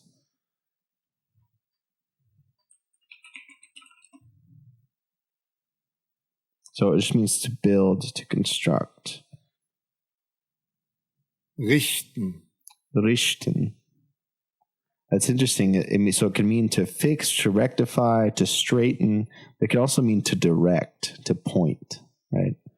And remember, we are pointed towards being, Heidegger says, in what is called thinking, right? So the building, the erecting of the temple, and that's the sense in which you can say something is right or something is true when you're building it. Like it's true, it's straight, it's right? That makes me think now when Plato talks about the good, the beautiful, and the true, there's a sense in which the true is when everything is rightly ordered or something like that. The right. That's really interesting. It also makes me, I would love to do some Chinese philosophy on here. You thinking of, in the Analects, the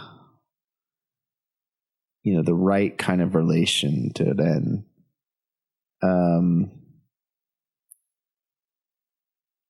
How similar or not is that to the true? And also, is there a certain way in which conceiving it of this way, Ren, is closer to what Heidegger's talking about in terms of a right pointing toward, a true right, correct pointing toward the proper way of behaving in relation to the gods or something. That would be an interesting comparative thing to do. And then, Heidegger's always invested in these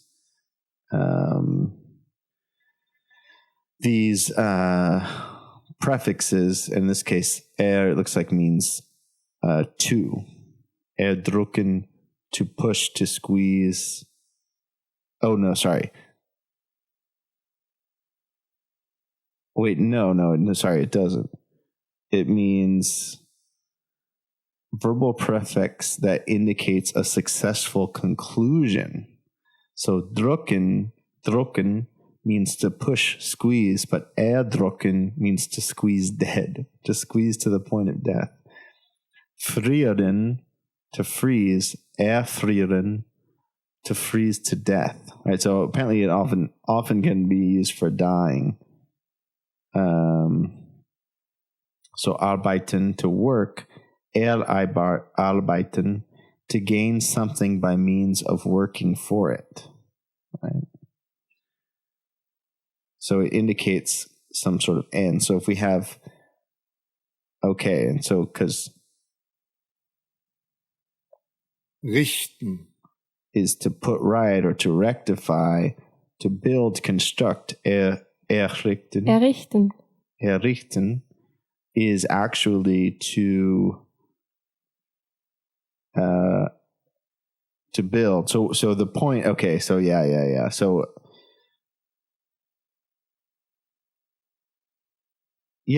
that's really doesn't communicate it properly in English, just to split the E out. The point of the hyphen here of richten is, right, that to build doesn't just mean, it doesn't have the mere ontic meaning of to build the building correctly. It means to set right, or to succeed in setting right or making true. And so that's what he's saying, richten sagt. To build says, right? To succeed in making right, pulling out this etymology in the word to build by that hyphen, it says, let me read the English translation, means to open the right in the sense of a guiding measure, right? Yeah, so yeah, to open the right, right? That was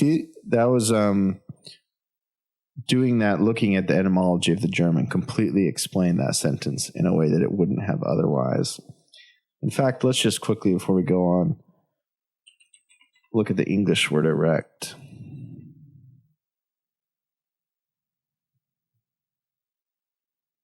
From Latin, upright. So I guess in Latin there is out, rego, to direct, keep straight, guide. So although I think that this would be clear that that's what he was doing in German, it is not clear at all in English. It kind of works, as rego does also seem to have this idea of, but it's not quite the same, but like ruling or straightening. So erect is actually like straightening out, which is similar, I guess, but not quite the same. But I guess I see the idea. But okay. And then, of course, here he says measure, which is really important, right? Of course, there's a poetic measure, the meter of a poem, and poetry is important. And there's also measuring, the spanning of relations.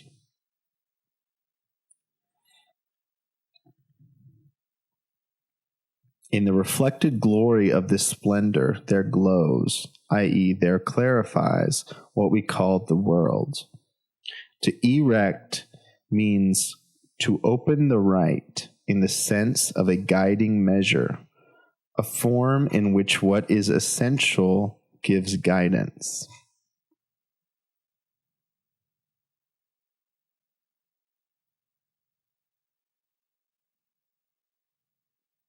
So essential, I believe, would be this word here, wesenhafte, is that right?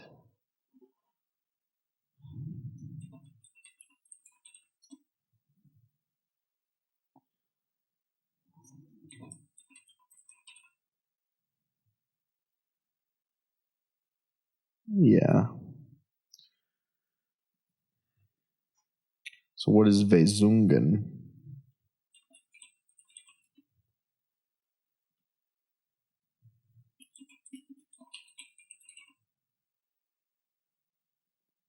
Wesungen is instructions.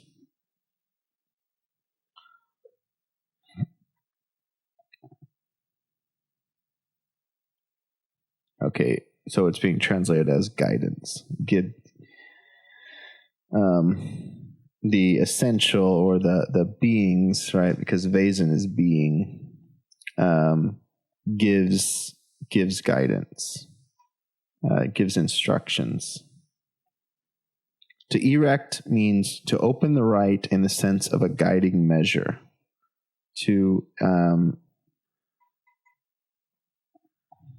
Right, so the word etymologically is like to set right or to complete setting right. So it seems like this completion for Heidegger is the opening, correctly set it into where it can be the open space for the gods to dwell.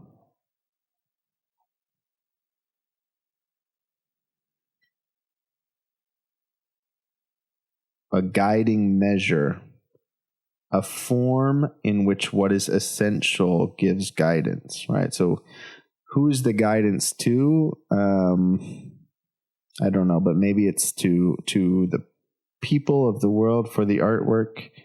It gives guidance to them on how properly to live their lives or understand their own being, something like that.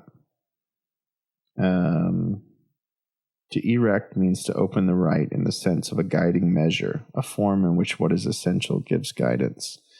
Sorry, I know we're slow on this part, but this is actually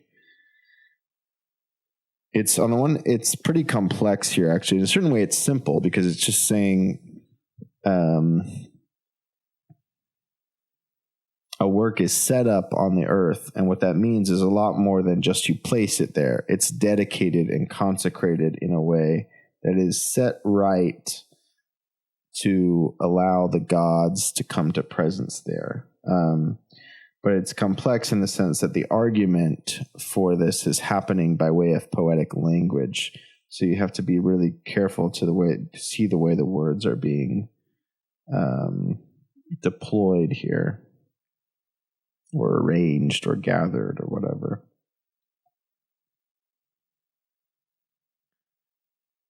And so, we may have to accept our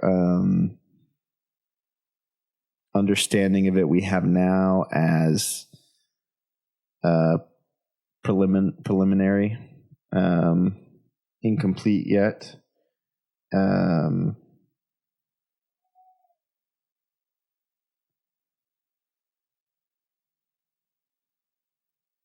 But it sets up the site in which is a metaphor of light. And obviously light is connected to divinity. Through all this and the way the light clarifies and gathers the world. And there's also the sense in which to build, to set up, has this sense of staying true with a right measure.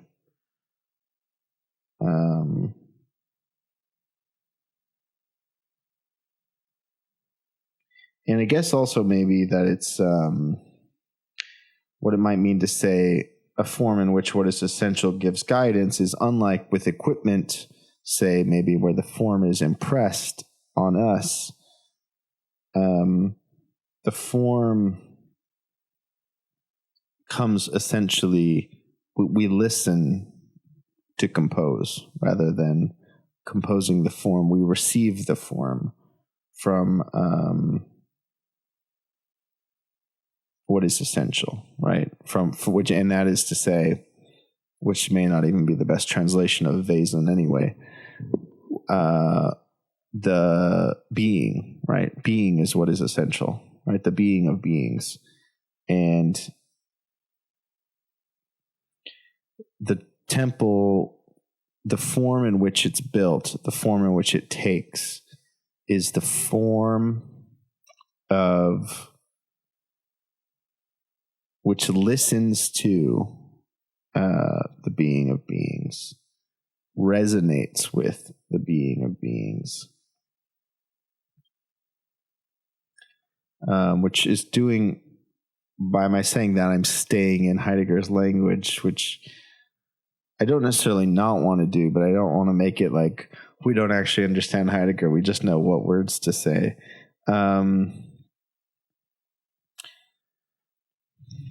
But there's also a way in which it's too preliminary at this point to try to get out of the language yet. Or, I mean, the goal is not to get out of the language, but the goal is to be so inside of the language that you can actually understand it, not just be able to reproduce it.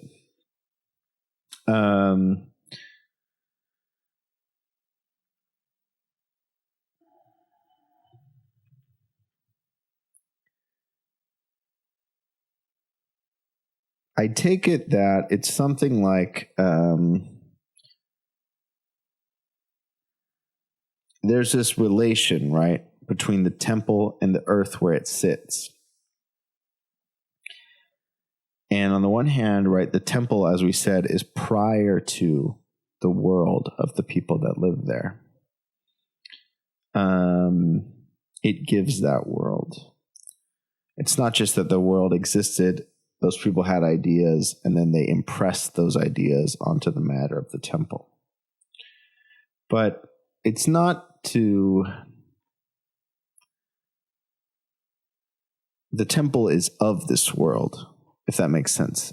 The temple is ontologically prior, but it's not that you can just like pick the, I mean, this is the point, right? Not that you can pick the temple up and, put it in, Manhattan, and now the world of the Greeks exists there, right? The temple's world has decayed, and so the temple is gone. The temple has what is there is the temple that has decayed, right? Or the withdrawn work. So it is there, but it is not there, right? It is only there as was withdrawn. I explained this on the last video. I don't want to try to explain it again and derail us. So you can watch that on Twitch or on YouTube. It's archived on both of those.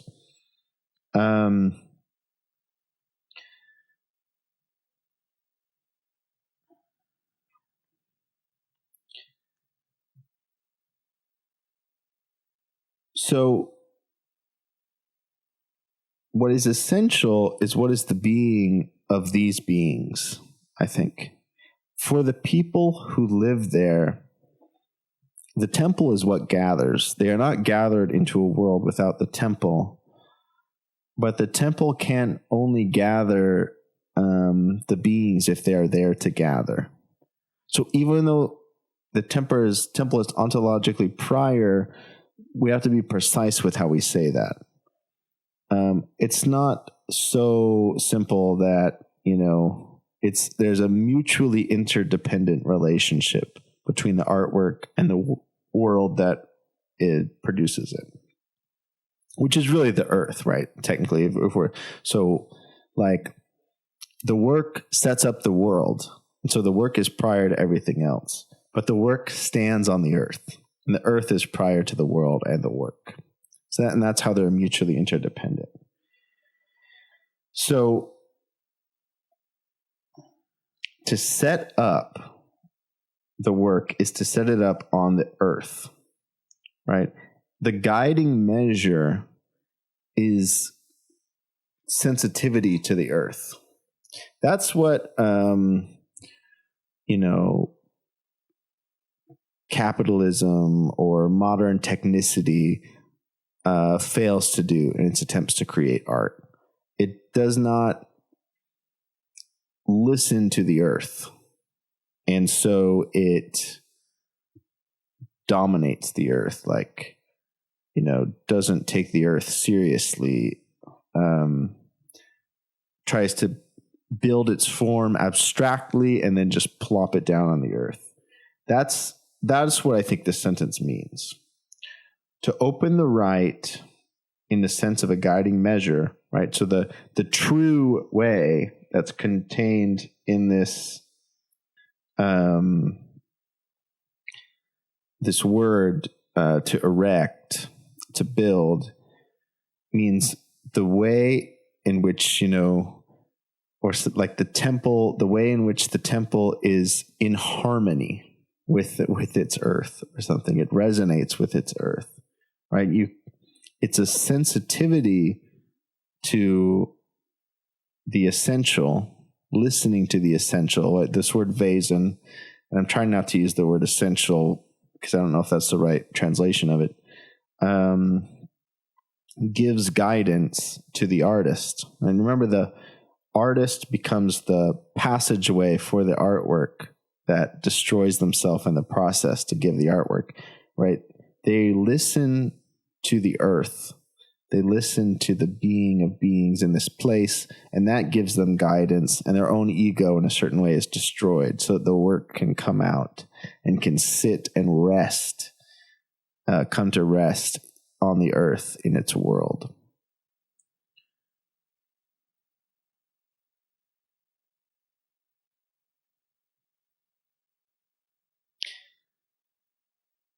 I think that I hope that makes that clear. It's still not easy, but that's, I think, is an accurate description of that sentence that doesn't only just throw Heidegger terms at you, Heidegger jargon.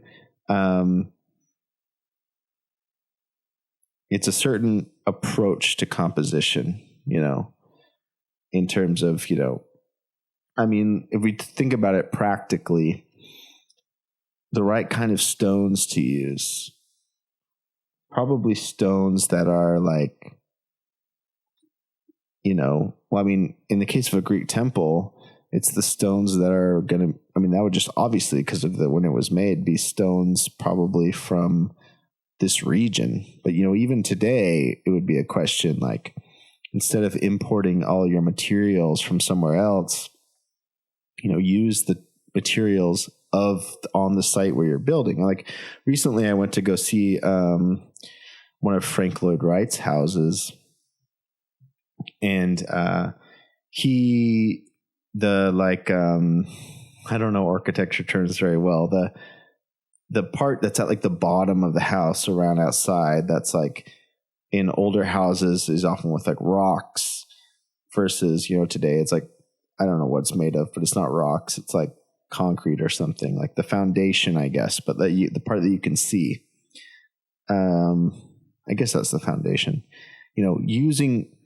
There was like a specific code that was generally used for buildings or something that tour guide was saying, like a standard way of doing it that would be much easier. But Frank Lloyd Wright insisted on not doing that because it was built like on a shoreline on the lake, on Lake Erie, on using the rocks from the beach. That it had to be the specific rocks local to this place. That would be one example of the form being tied to being a guided measure. But it would also be, not only that, also,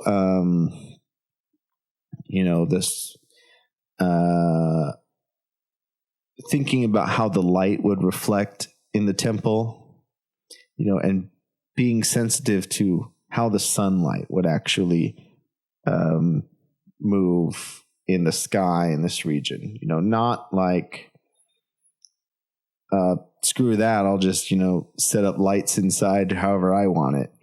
This kind of sense that I'm not, imposing my ideas on top. I'm listening to the landscape and letting it tell me how to organize this. And then, and it's not just the landscape. It's like, what's a harmonious relationship with people's concerns? Like, why is it the columns? I don't know, but maybe no one knows, or maybe someone does. I don't know. How does that connect to, Athenian culture, the columns and things like that? So that the whole form of how it's constructed would be constructed by listening, sort of literally and metaphorically, to the historical being of this being, right? Because there's, being comes forth historically. It's not a static essence like Plato thought, maybe. Depending on how you interpret Plato, that's, true ahistorically. It's always historically. So it's how do you think of, the essential being as what comes forth as an event in this space, rather than as an ahistoric. And that's also the sense in which, I'm going to do this light setup and I'm going to use these materials no matter where I build the temple, instead of each temple is going to be different based on where it's sitting, where it is on the earth. That's the same idea. It's not going to be some ahistorical, objective, perfect, best way to do a temple, and that's just going to be true no matter where we put it. It's going to change historically in the way it opens up on the earth. Hopefully that makes this make sense. It's something that I think can be difficult to explain, right? And that's why Heidegger is trying to find better language for explaining it. And Heidegger's language, I think, is good for explaining it. It's just I want to make sure that I'm actually explaining it, not just repeating his words. So hopefully those examples and that way of explaining it can kind of make sense of what he means by that. Let's finish this paragraph. But why is the setting up of a work an erecting that consecrates and praises? Because the work in its work being demands it, right? The being of the work demands this consecrating and praising. How is it that the work comes to demand such a setting up? Because it itself, in its own work being, is something that sets up. What does the work as work set up? Towering up within itself, the work opens up a world and keeps it abidingly in force. So I actually think we don't need to explain that one too much because I've explained this a lot, basically. But the reason that a setting up of a work is a consecrating and praising is because that's what works already do. That's what the work being of the work does. Is it sets up. And what it sets up is the world, like we've been talking about. It opens the world, and also it keeps it abidingly in force, right? So worlds they're opened, they're gatherings, but they're always like, so to speak, eternally recurring, but not eternal because Heidegger's a thinker of finitude. They're recurring at each moment. That world is recurring, but there's no reason to think it will happen eternally, and in fact, it won't. All worlds decay eventually, and that's what it means to die, as a world and as a person. I'm going to stop soon. I was actually going to stop after this page, but I would love to read this next paragraph. To be a work means to set up a world. But what is it to be a world? The answer was hinted at when we referred to the temple. On the path we must follow here, the essence of world can only be indicated, right? Sounds like Wittgenstein here. We can't say what the world is. We can only indicate it. We can only, I think the etymology of that would be like to point, right? Let me check. Indicate. Yeah, to point out, right? To declare, which is originally to point to.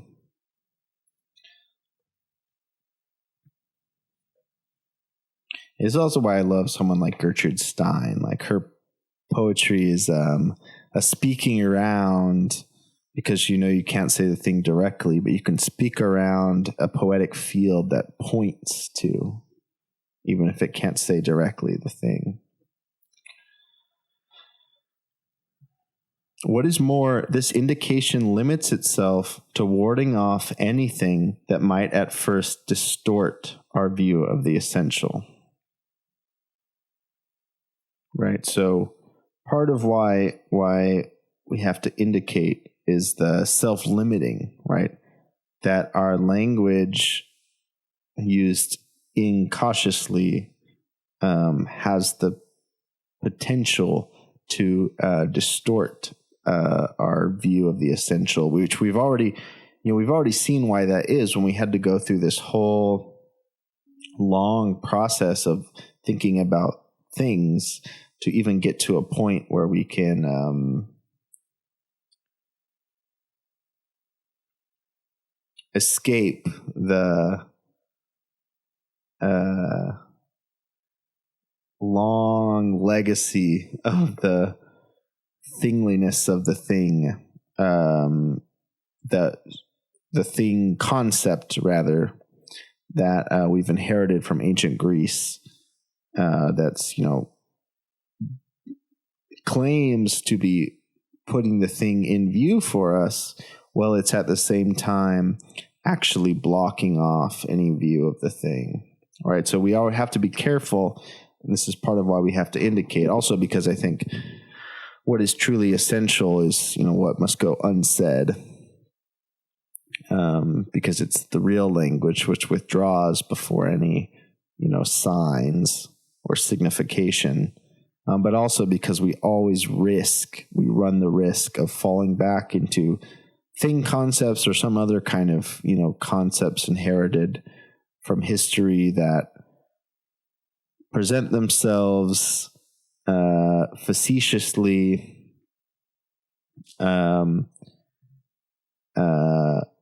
as if they were, common sense or intuition or whatever, but in fact are inherited terms from history.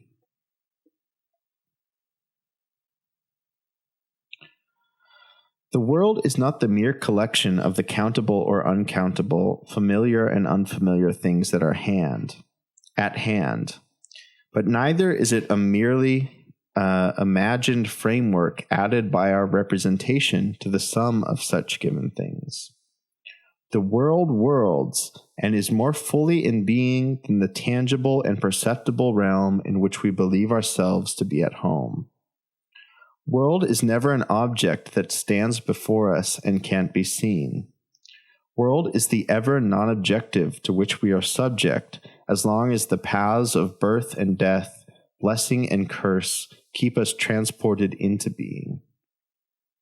Wherever those utterly essential decisions of our history are made, are taken up and abandoned by us, go unrecognized and are rediscovered by new inquiry, there the world worlds.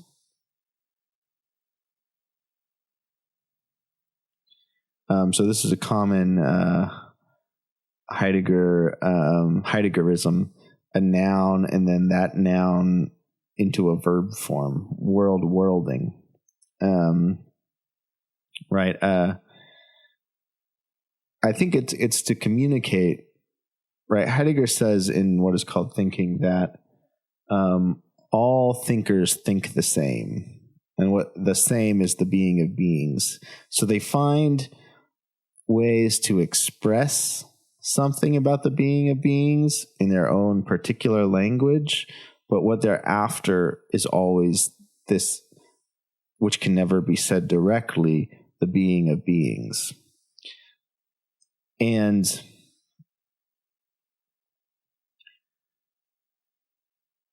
also, it's this kind of Platonic remembering where we have to, in some sense, already know what we're after, the being of beings, but we only know it in a deficient, intuitive way. And so we kind of keep walking through this circle, and we get closer and closer through history to some way of saying the being of beings. And so Nietzsche's is simultaneously insufficient insofar as it's still too metaphysical, but it also does touch on in a profound way the being of beings, which is to say, this is where Heidegger says that famous quote, "Every thinker thinks one thought." Nietzsche's thought is the eternal recurrence of the same, meaning not, here's his one new concept to contribute to the discourse, but rather here's the way that his thinking of the being of beings, because that's the only thought anyone thinks if they're a great, true, real thinker,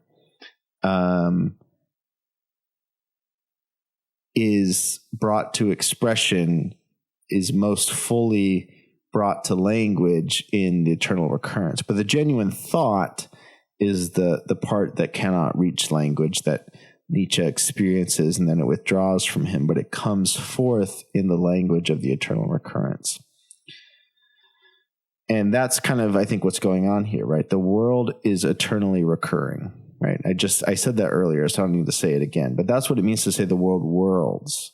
The world's not statically there. Worlding is an action. It's a repetition that the world keeps doing to keep it abidingly in presence. And so it's also, right, it's, the world, like I said earlier, is not just the sum of things. It's not the countable or uncountable. And it's also not an imagined framework which we add, right? The kind of, Kantian or something is a subject adding a framework on top of the world. We are inside of that framework. The world worlds. And it's also not just intelligibility or intellectuality either. It's more fully in being than the tangible and perceptible realm in which we believe ourselves to be at home. World is never an object that stands before us and can be seen. So, we're kind of doing all the things the world is not here. It's not the sum of things. It's not an imaginative projection of the subject. It's not an object which you can pick up in the world, but it is separate, which is that's, you might say, okay, well, it's not something imposed by the subject, so it must be an object. Well, it's not, but it is external. But world, here's what it is, after all the things it's not. World is the ever non-objective to which we are subject, right? So we are subject to it, but it is not object. In fact, almost we are subject to it is like the opposite of we are the subject which dominates. We are the subject which receives itself from the world. As long, right, and this is as long, this is, abidingly present, as long as this world is abidingly present, is as long as the paths of birth and death, blessing and curse, keep us transported into being, right? As long as, we have a relationship to our own being through this world, that is the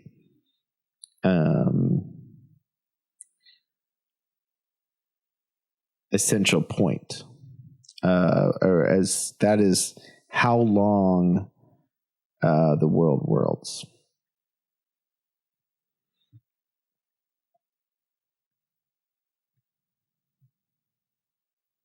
Whenever those utterly essential decisions of our history are made, are taken up and abandoned by us, go unrecognized, and are rediscovered by new inquiry, there the world whirls.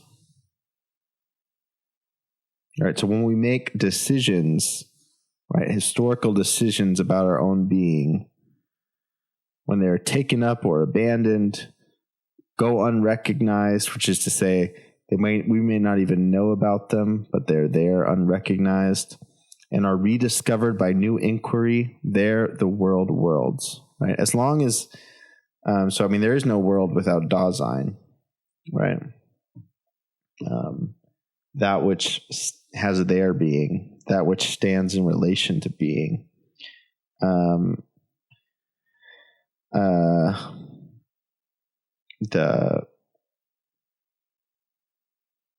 As long as there's taking a stand in relation to your being, that's what it means to have a world, right? Is to not merely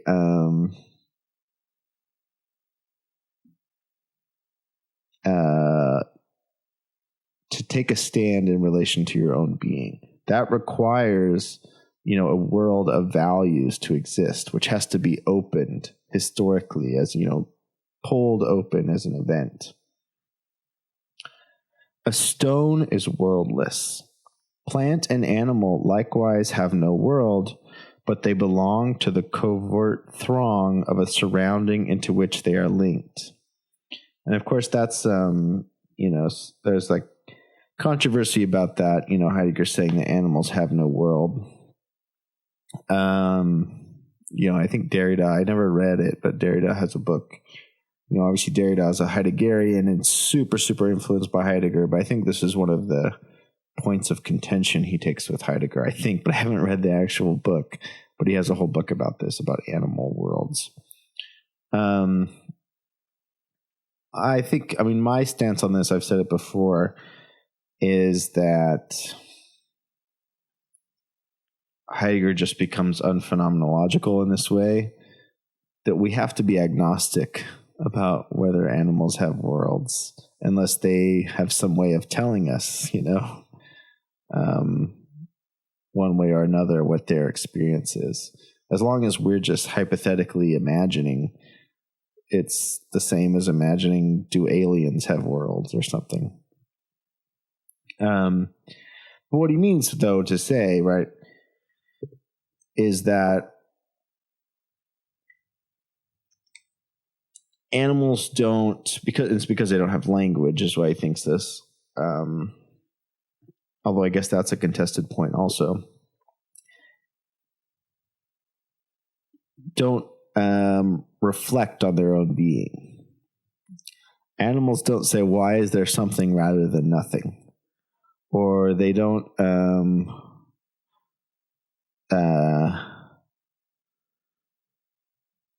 think about what happens after death, or these kinds of questions, or like what impact do I want to make on the world? These kind of questions that are about being, and that's what happens in a world. But he says, whether he's right or wrong about that, just to explain this sentence, that's why they have no world, but they belong to the covert throng of a surrounding into which they are linked, right? What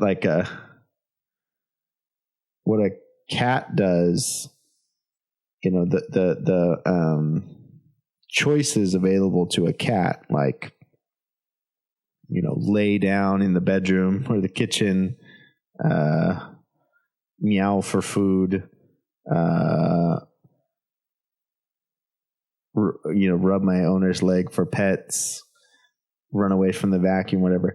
These are all choices that are available to it, insofar as the cat is part of a human's world or something. The cat dwells within the world, although they don't have, according to Heidegger, the world in the sense that a human does, in the sense that they have values. They live in and make choices as part of the world. So it's their kind of, so the world is only humans, only Dasein. You could, but anyway, if you're like, Heidegger's view, in a sense, if you strongly disagree with this, can be salvaged in the sense that Dasein is their being. It doesn't necessarily, and that is an open question. For instance, like, are aliens Dasein or something like that, which was a real question for both Heidegger and Husserl, and Kant also.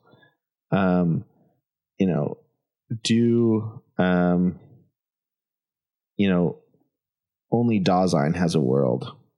And maybe it's wrong to think only humans have Dasein, right? If you say other, or even not have Dasein, but stand in the their being, you can, preserve all the statements about Dasein and just include non-human actors in there as well. But either way, only humans only Dasein has the world, but the world includes many things that aren't Dasein, obviously. Cats are still, intimate parts of the world. We love our cats, or whatever. They're still part of the world, but they don't have the world in the way that humans do. That's the way Heidegger would phrase it. But the opposite of stones, plants, and animals, the peasant woman, on the other hand, has a world because she dwells in the overtness of beings. Let's actually look at, that's a time to turn to the etymology.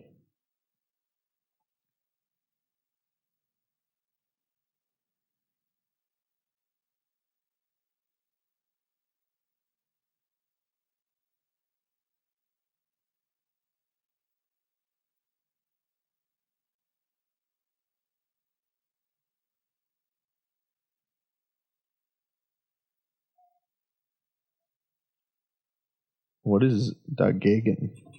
I don't know what that word is.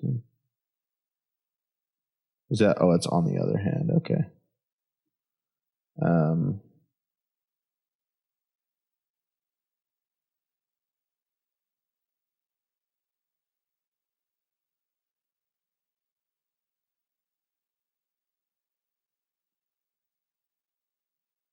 I guess offenen.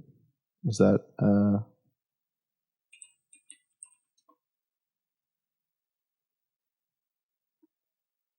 okay, the openness. I got an ant crawling on me. Sorry. That felt so weird. So there's something definitely lost, actually, about overtness. Although maybe it's in the etymology, which is, the openness. It's a crucial word for Heidegger. But yeah, I guess it is open, uncovered in the etymology and in the meaning, really. But just, openness has that special word meaning. And that's what it means, right? The overtness of beings. To be Dasein, to have the world. A world is in which beings open, right? Things are undisclosed. Never fully undisclosed, because it's always the play of concealing and unconcealing, but it's where they're opened.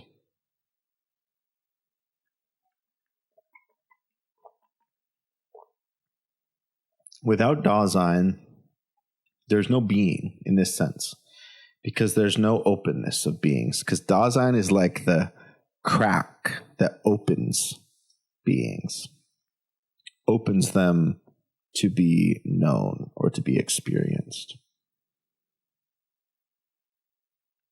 The peasant woman, on the other hand, has a world because she dwells in the overtness of beings. Her equipment, in its reliability, gives to this world a necessity and nearness of its own. Right? So we're going back to talking about the peasant woman with the shoes.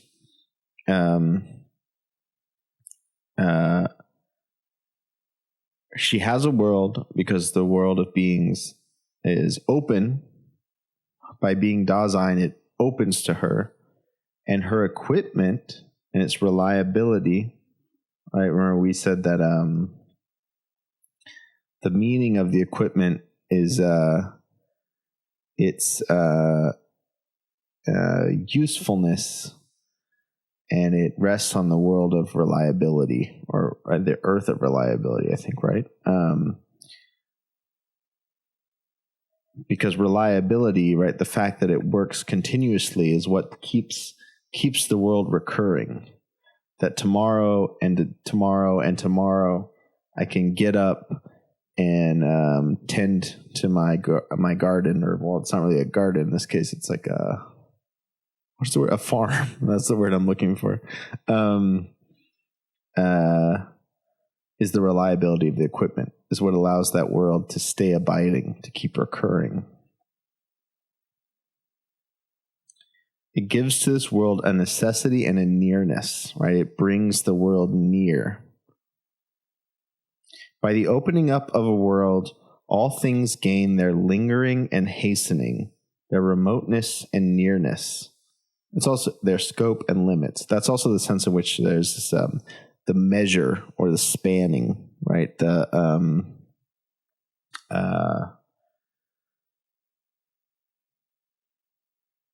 In a certain sense, it sounds a little like Kantian in a way, just not Kantian in the sense of a subject imposing it, right? Or rather, it being an event you stand inside of, right?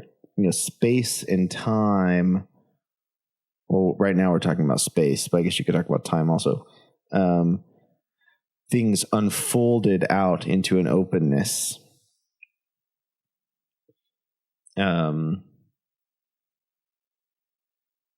That's, how do I want to say this?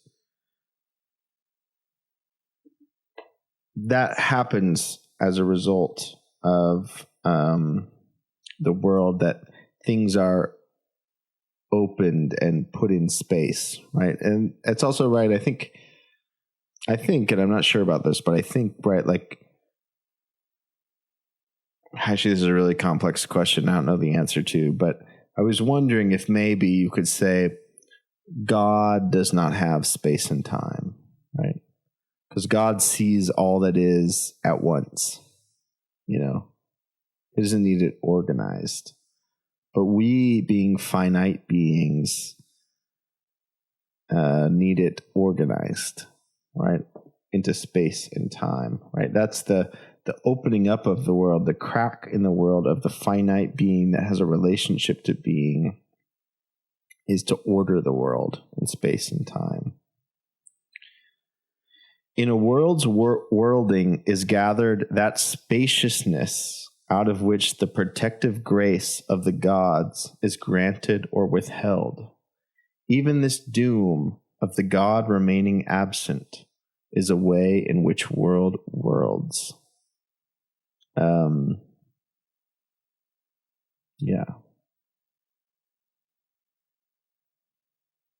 And it's out of the spaciousness, right? It's like the space in between everything that's pulled apart. There's the protected grace of the gods. Right? This is Elden Ring again. The protective grace of the gods is granted or withheld. And of course, our age, well, Heidegger's age, and maybe it's ours too. I guess it is ours too, because it's the entire age since Plato, right? Since ancient Greece. The gods are absent. The gods have fled. And this is a way in which the world worlds. So I guess that's actually a question or an answer to the question we were talking about earlier. Is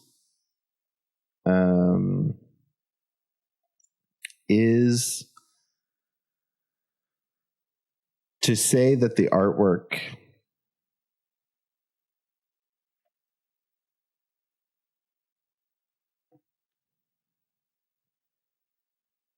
consecrates and dedicates praise to open a space for the gods, and we're saying, well, what is that? Does that mean all art is about God? I mean, it's only great art, but even then, is all great art about the gods? And then I was kind of saying, and we don't need to go over what I just said, but that there's something, the gods, insofar as the gods are humans' metonymic stand-in for the being of beings, and we could maybe say all art is about that mystical being of beings, such as they are. That could make sense. And I think that still does make sense, but this sentence really clarifies some of that. Even because remember, our age is an age in which the gods are absent. The gods have withdrawn. Even this doom of the god remaining absent is a way in which world worlds. So art worlds gods that are absent. The withdrawn god worlds.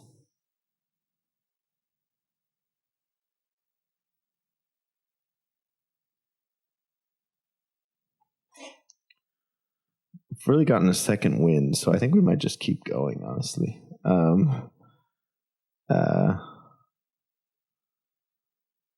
For now, a little bit. I probably won't go that much longer, but for now, let's keep going.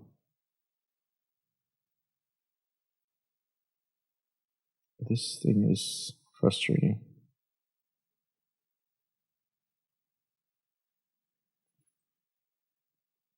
A work, by being a work, makes space for that spaciousness. So I like the idea, figuratively speaking, that there's God's world where everything's like a big mess stacked on top of each other, like clumped up in like a big mess. And then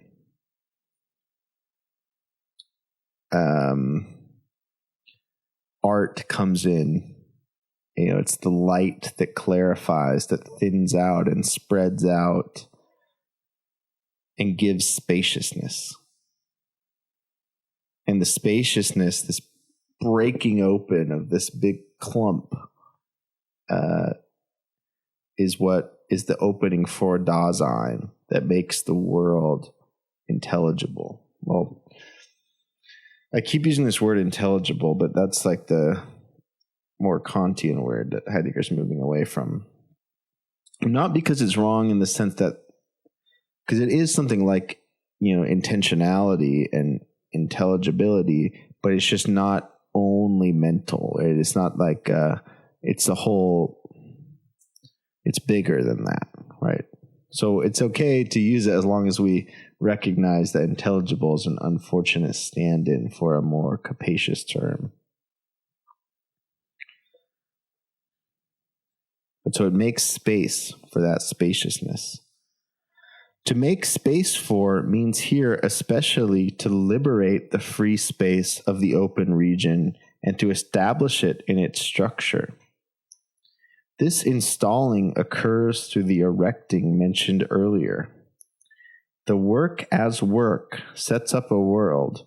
The work holds open the open region of the world, but the setting up of a world is only the first essential feature in the work being of a work to be referred to here.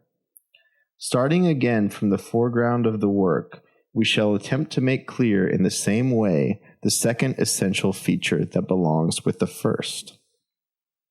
All right, and so that's going to be earth. And it's funny, this is something that you wonder about, at least I do. Heidegger's trying to get away in a certain way from this binarism of matter and form.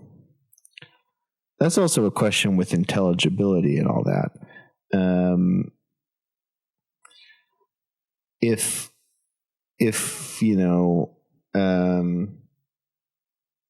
appearance or being in the world or whatever is just well, those aren't the word. I can't even remember now what the replacement word for intelligibility. I mean, it's kind of being.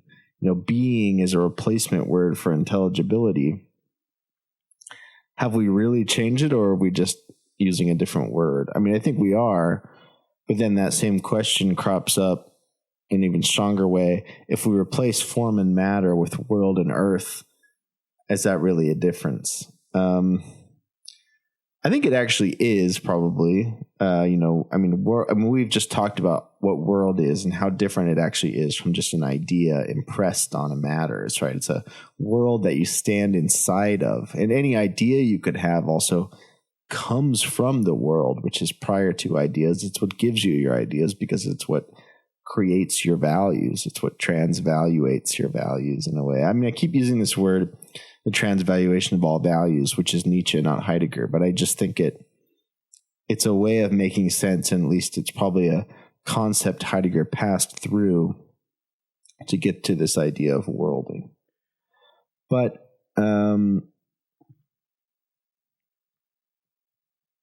there's still this question, if we have a world and earth, I don't know. It's still like a question. But of course, also, though, as we'll see, in addition to world being different than idea in a significant way, earth is different from matter in a significant way, because in matter, form and matter, the matter is just, dead material to be used, to be impressed on. Whereas, rather than earth merely being just, the stuff you happen to build your artwork with, it's actually something that the artwork puts on display. It emphasizes the meaning of or emphasizes the world. So, like the example I was talking about earlier of Frank Lloyd Wright using the rocks from the beach where he's building the house, or I was thinking about like music,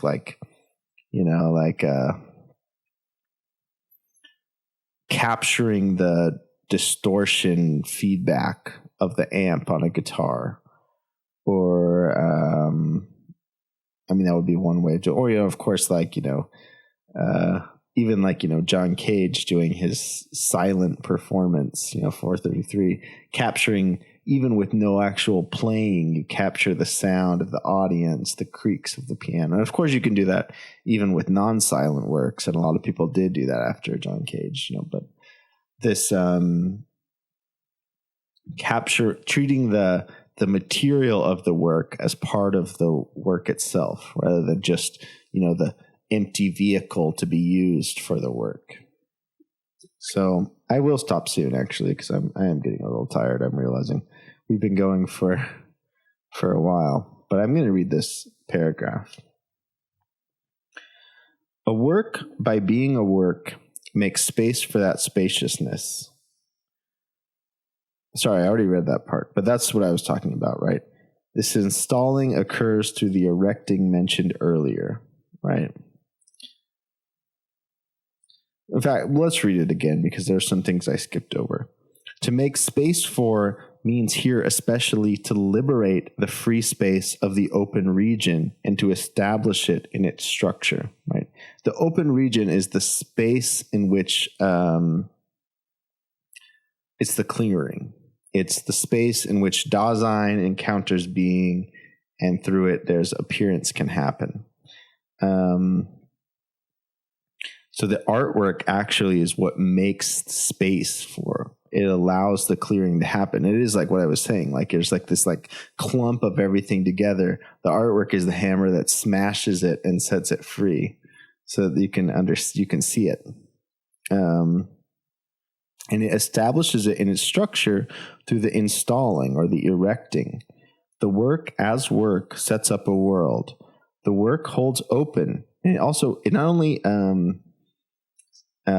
breaks it, but it holds it open. Again, keep thinking of this Nietzschean image of the recurrence, right? Not that it's like a static thing just there. It could stop at any moment, right? It's a performance that keeps happening every second. It's happening so fast. It's like if you're watching a film strip and there's like these still images, but they're going so fast, it looks as if they were staying there, right? It could stop at any moment, but it keeps happening, and it keeps happening so fast in a way, metaphorically speaking, that it stays there, right? It keeps recurring, but it can stop, and it does, right? The world decayed of that temple, and there's no access to that world anymore. But when it was there, it almost felt like it, maybe if we were insufficiently aware of being, like it was just there and would always be there. It was just a static thing rather than what it actually was and is, which is a constant recurring. And that's the sense in which it holds open the open region of the world. It's like the world is in a certain way. I mean, think of it like it's like pulling something open that could always close, right? In a certain sense is trying to close, but the work is holding it open. But the setting up of a world is only the first essential feature in the work being of a work to be referred to here. Starting again from the foreground of the work, we shall attempt to make clear in the same way the essential feature that belongs with the first. When a work is created, brought forth out of this or that work material, stone, wood, metal, color, language, tone, we say also that it is made, set forth out of it. But just as the work requires a setting up in the sense of a consecrating, praising, erection, because the work's work being consists in the setting up of a world, so a setting forth is needed, because the work being of the work itself has the character of setting forth. That's a thorny sentence. Right? So the work sets up a world, right? Again, so that was what I was talking about earlier. It's ontologically prior to the world, but it still has to be set forth, right? So it's not so simple that it's just like put the temple anywhere and you'll have the Athena again, right? It has to be set forth in a world. So it brings out the potentiality maybe of the world that's only brought out by it, but it still has to rest on the world that genuinely has that potentiality or something like that. Because the work being, right, and remember the work being, it's like the being of beings, right? The being of equipment is reliability and usefulness. The being of work, the work being, is this twofold structure of setting up a world and setting forth of earth, which we're getting to now. So a setting forth is needed because the work being of the work itself has the character of setting forth. The work as work in its essence is a setting forth. But what does the work set forth? We come to know about this only when we explore what comes to the fore and is customarily spoken of as the production, Herstellung, it says, literally setting forth of works. So let's also look up the etymology on that one too. I'm wondering if there's let's just look it up. Obviously, I think the reason that they're pointing it out is to show you that in the German,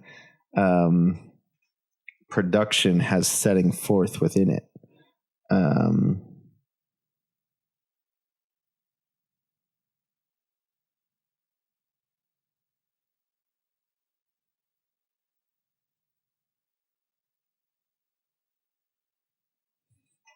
So it says stellt or stellen is pose, provide.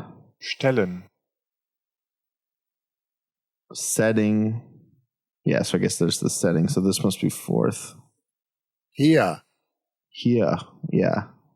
Setting forth, right? Okay.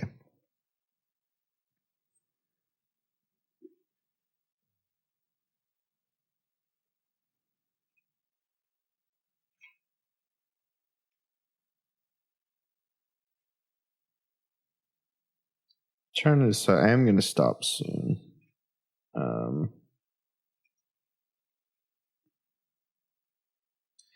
Let's just go through.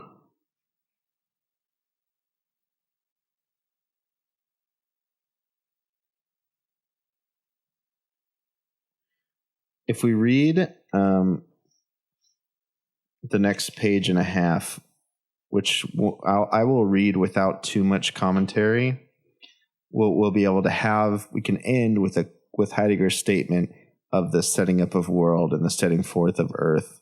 And that will give us enough to go on our next Heidegger stream, which will probably be next Thursday. Although tomorrow I have a slot that's random open, so we could do more Heidegger tomorrow if we wanted.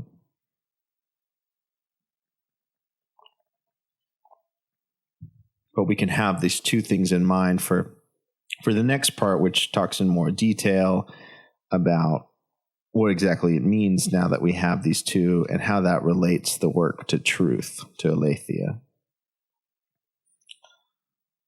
To work being there belongs the setting up of a world. Thinking of it within this perspective, what is the essence of that in the work which is usually called the work material? Because it is determined by usefulness and serviceability, equipment takes into service that of which it consists, the matter. In fabricating equipment, e.g. an axe, stone is used and used up. It disappears into usefulness. So this is a really important point, right? The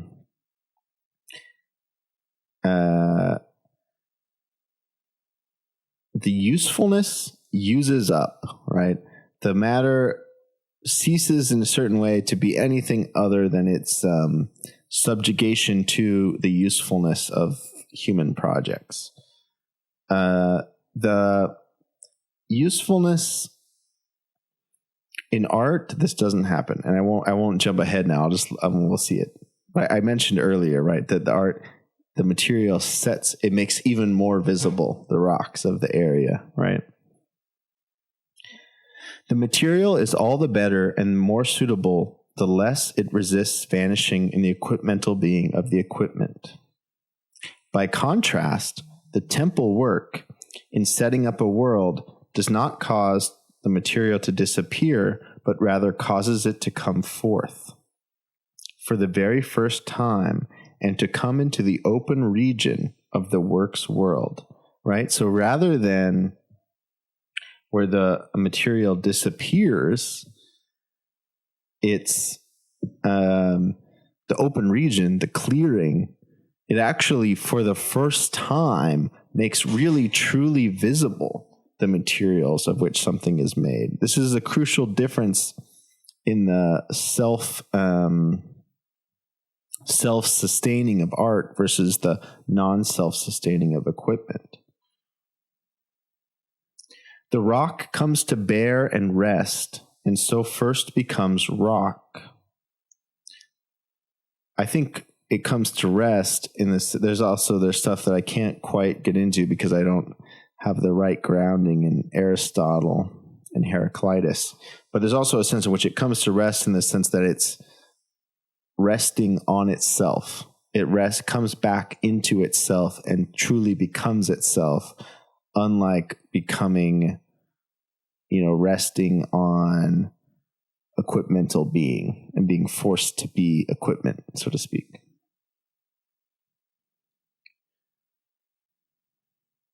The rock comes to bear and rest, and so first becomes rock. Metals come to glitter and shimmer, colors to glow, tones to sing, the word to say. All this comes forth as the work sets itself back into the massiveness and heaviness of stone, into the firmness and pliancy of wood, into the hardness and luster of metal, into the brightening and darkening of color, into the clang of tone, and into the naming power of the word.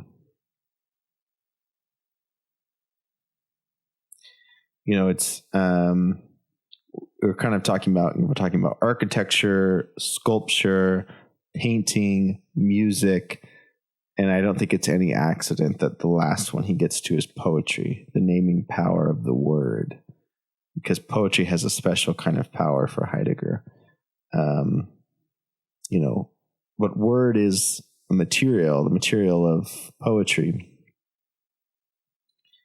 Although, sometimes people talk about, no, the material of poetry is the pages that it's printed on.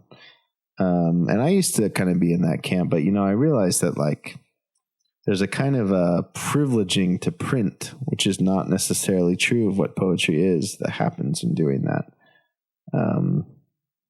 But also the naming power of the word. I mean, that's really important, right? That the word names, right? That the word calls beings into being.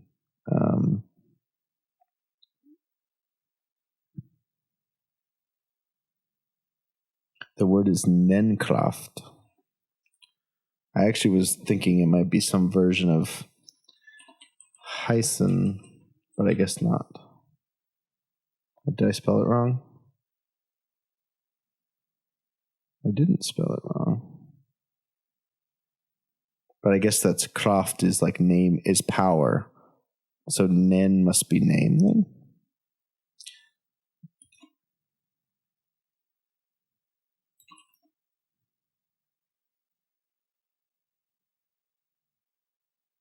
Interesting.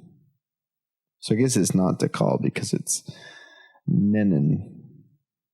Nennen. Not Heisen. Will this come up if I do it? No, it won't. Okay. I guess it's maybe Heidegger just made that word up.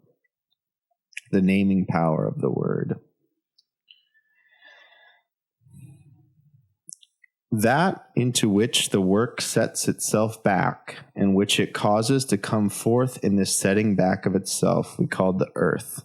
And this is also the sense in which the earth relates only to itself, in that it doesn't, rest on the world of equipment or the world of people or whatever. It rests on the earth. It rests only in its own region, which it itself opens, right? So it opens the region in terms of the world it opens, but it also rests back on the earth of that world. Earth is that which comes forth and shelters. Earth, irreducibly spontaneous, is effortless and untiring. Upon the earth and in it, historical man grounds his dwelling in the world. In setting up a world, the work sets forth the earth. This setting forth must be thought here in a strict sense of the word. The work moves the earth itself into the open region of a world and keeps it there. The work lets the earth be an earth. So there's this, mutual interdependent relationship here, because the earth shelters the world. It's what keeps the world in being. It's what allows it to be there. But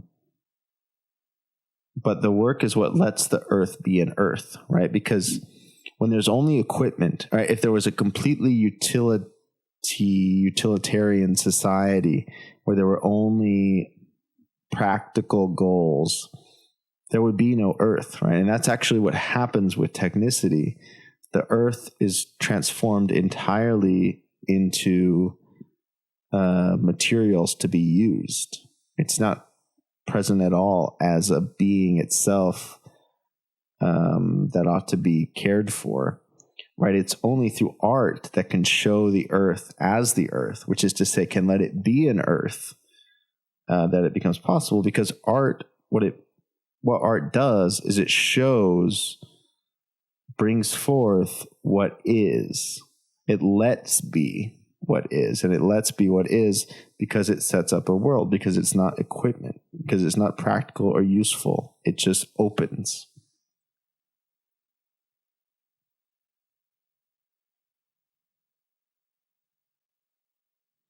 The work moves the earth itself into the open region of a world and keeps it there, right? So the earth is inside the open region of the world. I mean, I guess you could think of it metaphorically like the temple, right?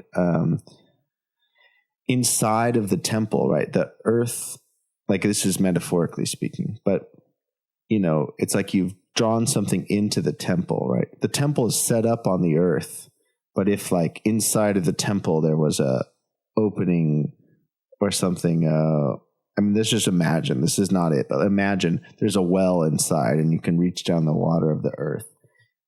It's the temple rests on the earth, right? There's no temple without the earth, but also sanctifying the earth,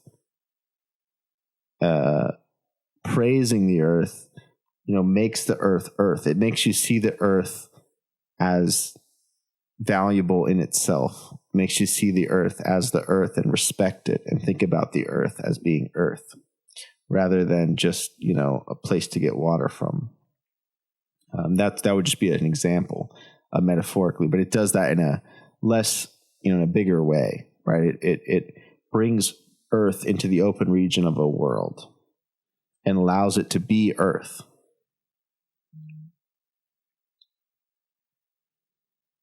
Okay, so we're going to read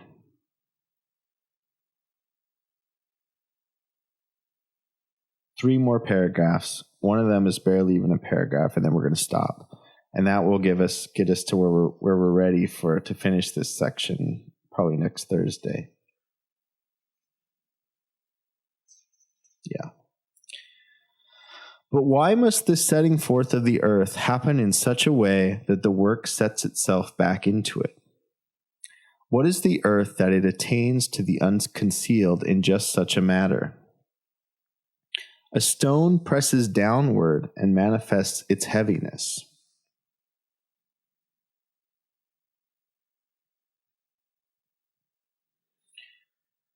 But while this heaviness exerts an opposing pressure upon us, it denies us any penetration into it. If we attempt such a presentation by breaking open the rock, it still does not display in its fragments anything inward that has been opened up. The stone has instantly withdrawn again into the same dull pressure and bulk of its fragments. If we try to lay hold of the stone's heaviness in another way, by placing the stone on a balance, we merely bring the heaviness into the form of a calculated weight. This perhaps very precise determination of the stone remains a number, but the weight's burden has escaped us. This makes me think about when Heidegger says in what is called thinking, we're measuring increasingly precise, units of time. We now have, watches that can measure to the millisecond. So shouldn't this mean we're the masters of time? But he says, not only does this not give us any more access to time, it actually makes time further and further from us, partially because now time is such a small unit that we already before had this fear of time passing. Now we're like watching time pass at such a rapid rate that it feels like it's gone before we can even conceive of it, right? We can measure the stone. We can determine something about the stone, its number, but that doesn't give us the meaning of the stone. Just like that measurement of time doesn't give us the meaning of time. Rather than explain that, let me keep reading and then I'll explain it. Color shines and only wants only to shine. When we analyze it in rational terms by measuring its wavelengths, it is gone. It shows itself only when it remains undisclosed and unexplained. Right? So there's actually, again, there's a Orpheus and Eurydice thing. Like when you look back to see color, then color is gone. It's when it's most gone when we try to explain it in these rational terms. It's actually something essential to the meaning of color, the meaning of time, the meaning of weight, the weight of the stone, that it does not disclose itself and cannot be explained. Earth thus shatters every attempt to penetrate it. It causes every merely calculating importunity upon it to turn into a destruction. This destruction may herald itself under the appearance of mastery and of progress in the form of technical scientific objectivation of nature, but this mastery nevertheless remains an impotence of will. The earth appears openly cleared as itself only when it is perceived and preserved as that which is essentially undisclosable, that which shrinks from every disclosure and constantly keeps itself closed up. All things of earth and the earth itself as a whole flow together into a reciprocal accord. But this confluence is not a blurring of their outlines. Here there flows the bordering stream, restful within itself, which delimits everything present in its presencing.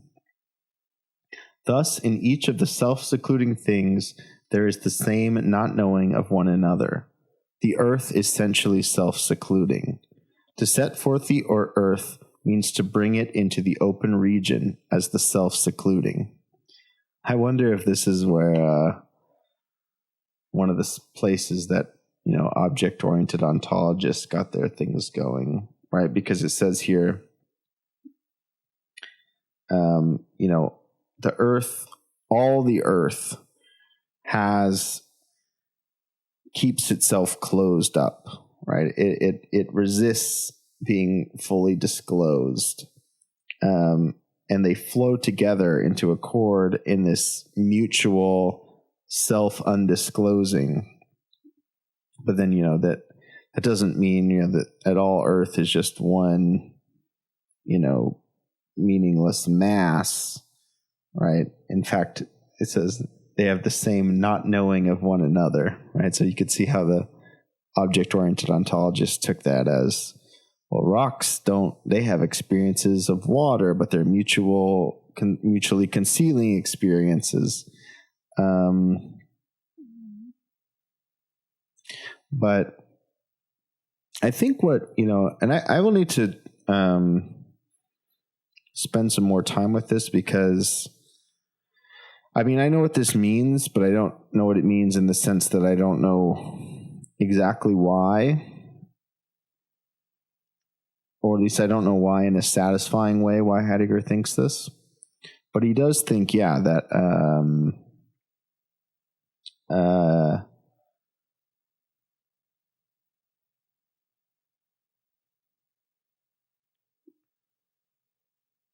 the earth, the meaning of the earth, in fact, is the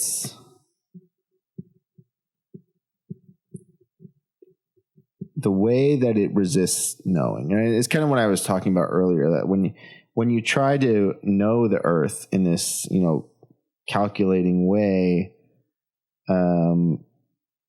it's not that you know the earth, it's that you've transformed it into resources, right? But when the earth is really genuinely the earth, there's something mysterious about it that does not give itself up, right? This self-secluding, the kind of,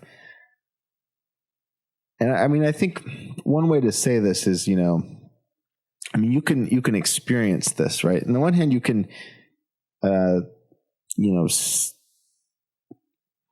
learn things about trees, which are fascinating, right? And in fact, I don't think it's necessarily the way Heidegger sets it up. It's like completely lost when you learn some, knowledge, scientifically speaking, about a tree or something. But there is a certain kind of way of seeing the tree that could go along even with knowing scientific facts about the tree. You go outside and stand in front of the tree and like touch the tree and like be in the right mood, in the mystical, philosophical, why is there something rather than nothing mood, and just be amazed by the fact that there is a tree in front of you. Like there's really a tree there, right? Heidegger says this in, again, what's called thinking. He's a realist, right? The tree appears to us, right? So there's like a non-realistic way in which, there's the different appearances to a particular human, but what appears is real in the sense that there really is a tree. The tree is really there, and you can be utterly astonished when you really think about it, that there is this tree there, there's this being there, or this rock there, or whatever. And when you're to genuinely have that encounter, you have to like not look at the tree and be having like spitting off facts about it, like, oh, it's X years old, it photosynthesizes light by doing this, whatever, right? I mean, those things, there's nothing wrong with knowing those things, but to generally encounter the tree, right? The design of the tree, the being of the tree, you have to see in the tree something that you can never know, right? That actually refuses being disclosed fully to you. And it's something that, there's not exactly language for, but you can touch it and know that you aren't just touching, to go back to the first part, abstract sensations. You're touching something that's really there. Like the tree's really there and you're touching it and it's real. And that aspect of it is never going to be disclosed. That aspect is, well, what is disclosed is the refusal to disclose, right? The tree's refusal to be only a resource or only a number or only an entity. Hello, NBCSG. How's it going? We're actually nearing the end of stream, but thank you for stopping by. We're talking about trees and Heidegger telling us that trees are what it means to know that a tree is real, and especially a tree is real in the sense that we encounter it, and that there's a real encounter you have that's has to be deeper than knowing facts about a tree or something, but being able to see the tree as an other, as something that encounters you. Yeah, I mean, that's okay. I'm glad you were here. We're gonna do one more paragraph and then we're gonna stop. But yeah, I have my schedule's below. Yeah. We usually do philosophy streams on here. I do tomorrow. Sunday is like random day. Tomorrow I might do. I'm not sure what we'll do. Maybe like video games or. I don't know. It's random. Maybe just chat with viewers. Maybe some kind of react videos. I don't know. But we Thursday, Fridays, and Saturdays we do philosophy streams. But yeah, my day is good. I'm enjoying streaming. I was thinking of making one, but I don't have a streamer specific Discord. But that's a good idea. I should make one.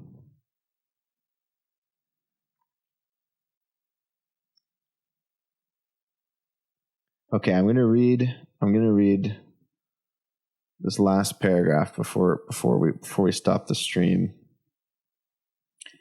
This setting forth of the earth is achieved by the work as it sets itself back into the earth. The self-seclusion of earth, however, is not a uniform, inflexible staying under cover, but unfolds itself in an inexhaustible variety of simple modes and shapes. To be sure, the sculptor uses stone just as the mason uses it in his own way, but he does not use it up. That happens in a certain way only where the work miscarries. To be sure, the painter also uses pigments, but in such a way that color is not used up, but rather only now comes to shine forth.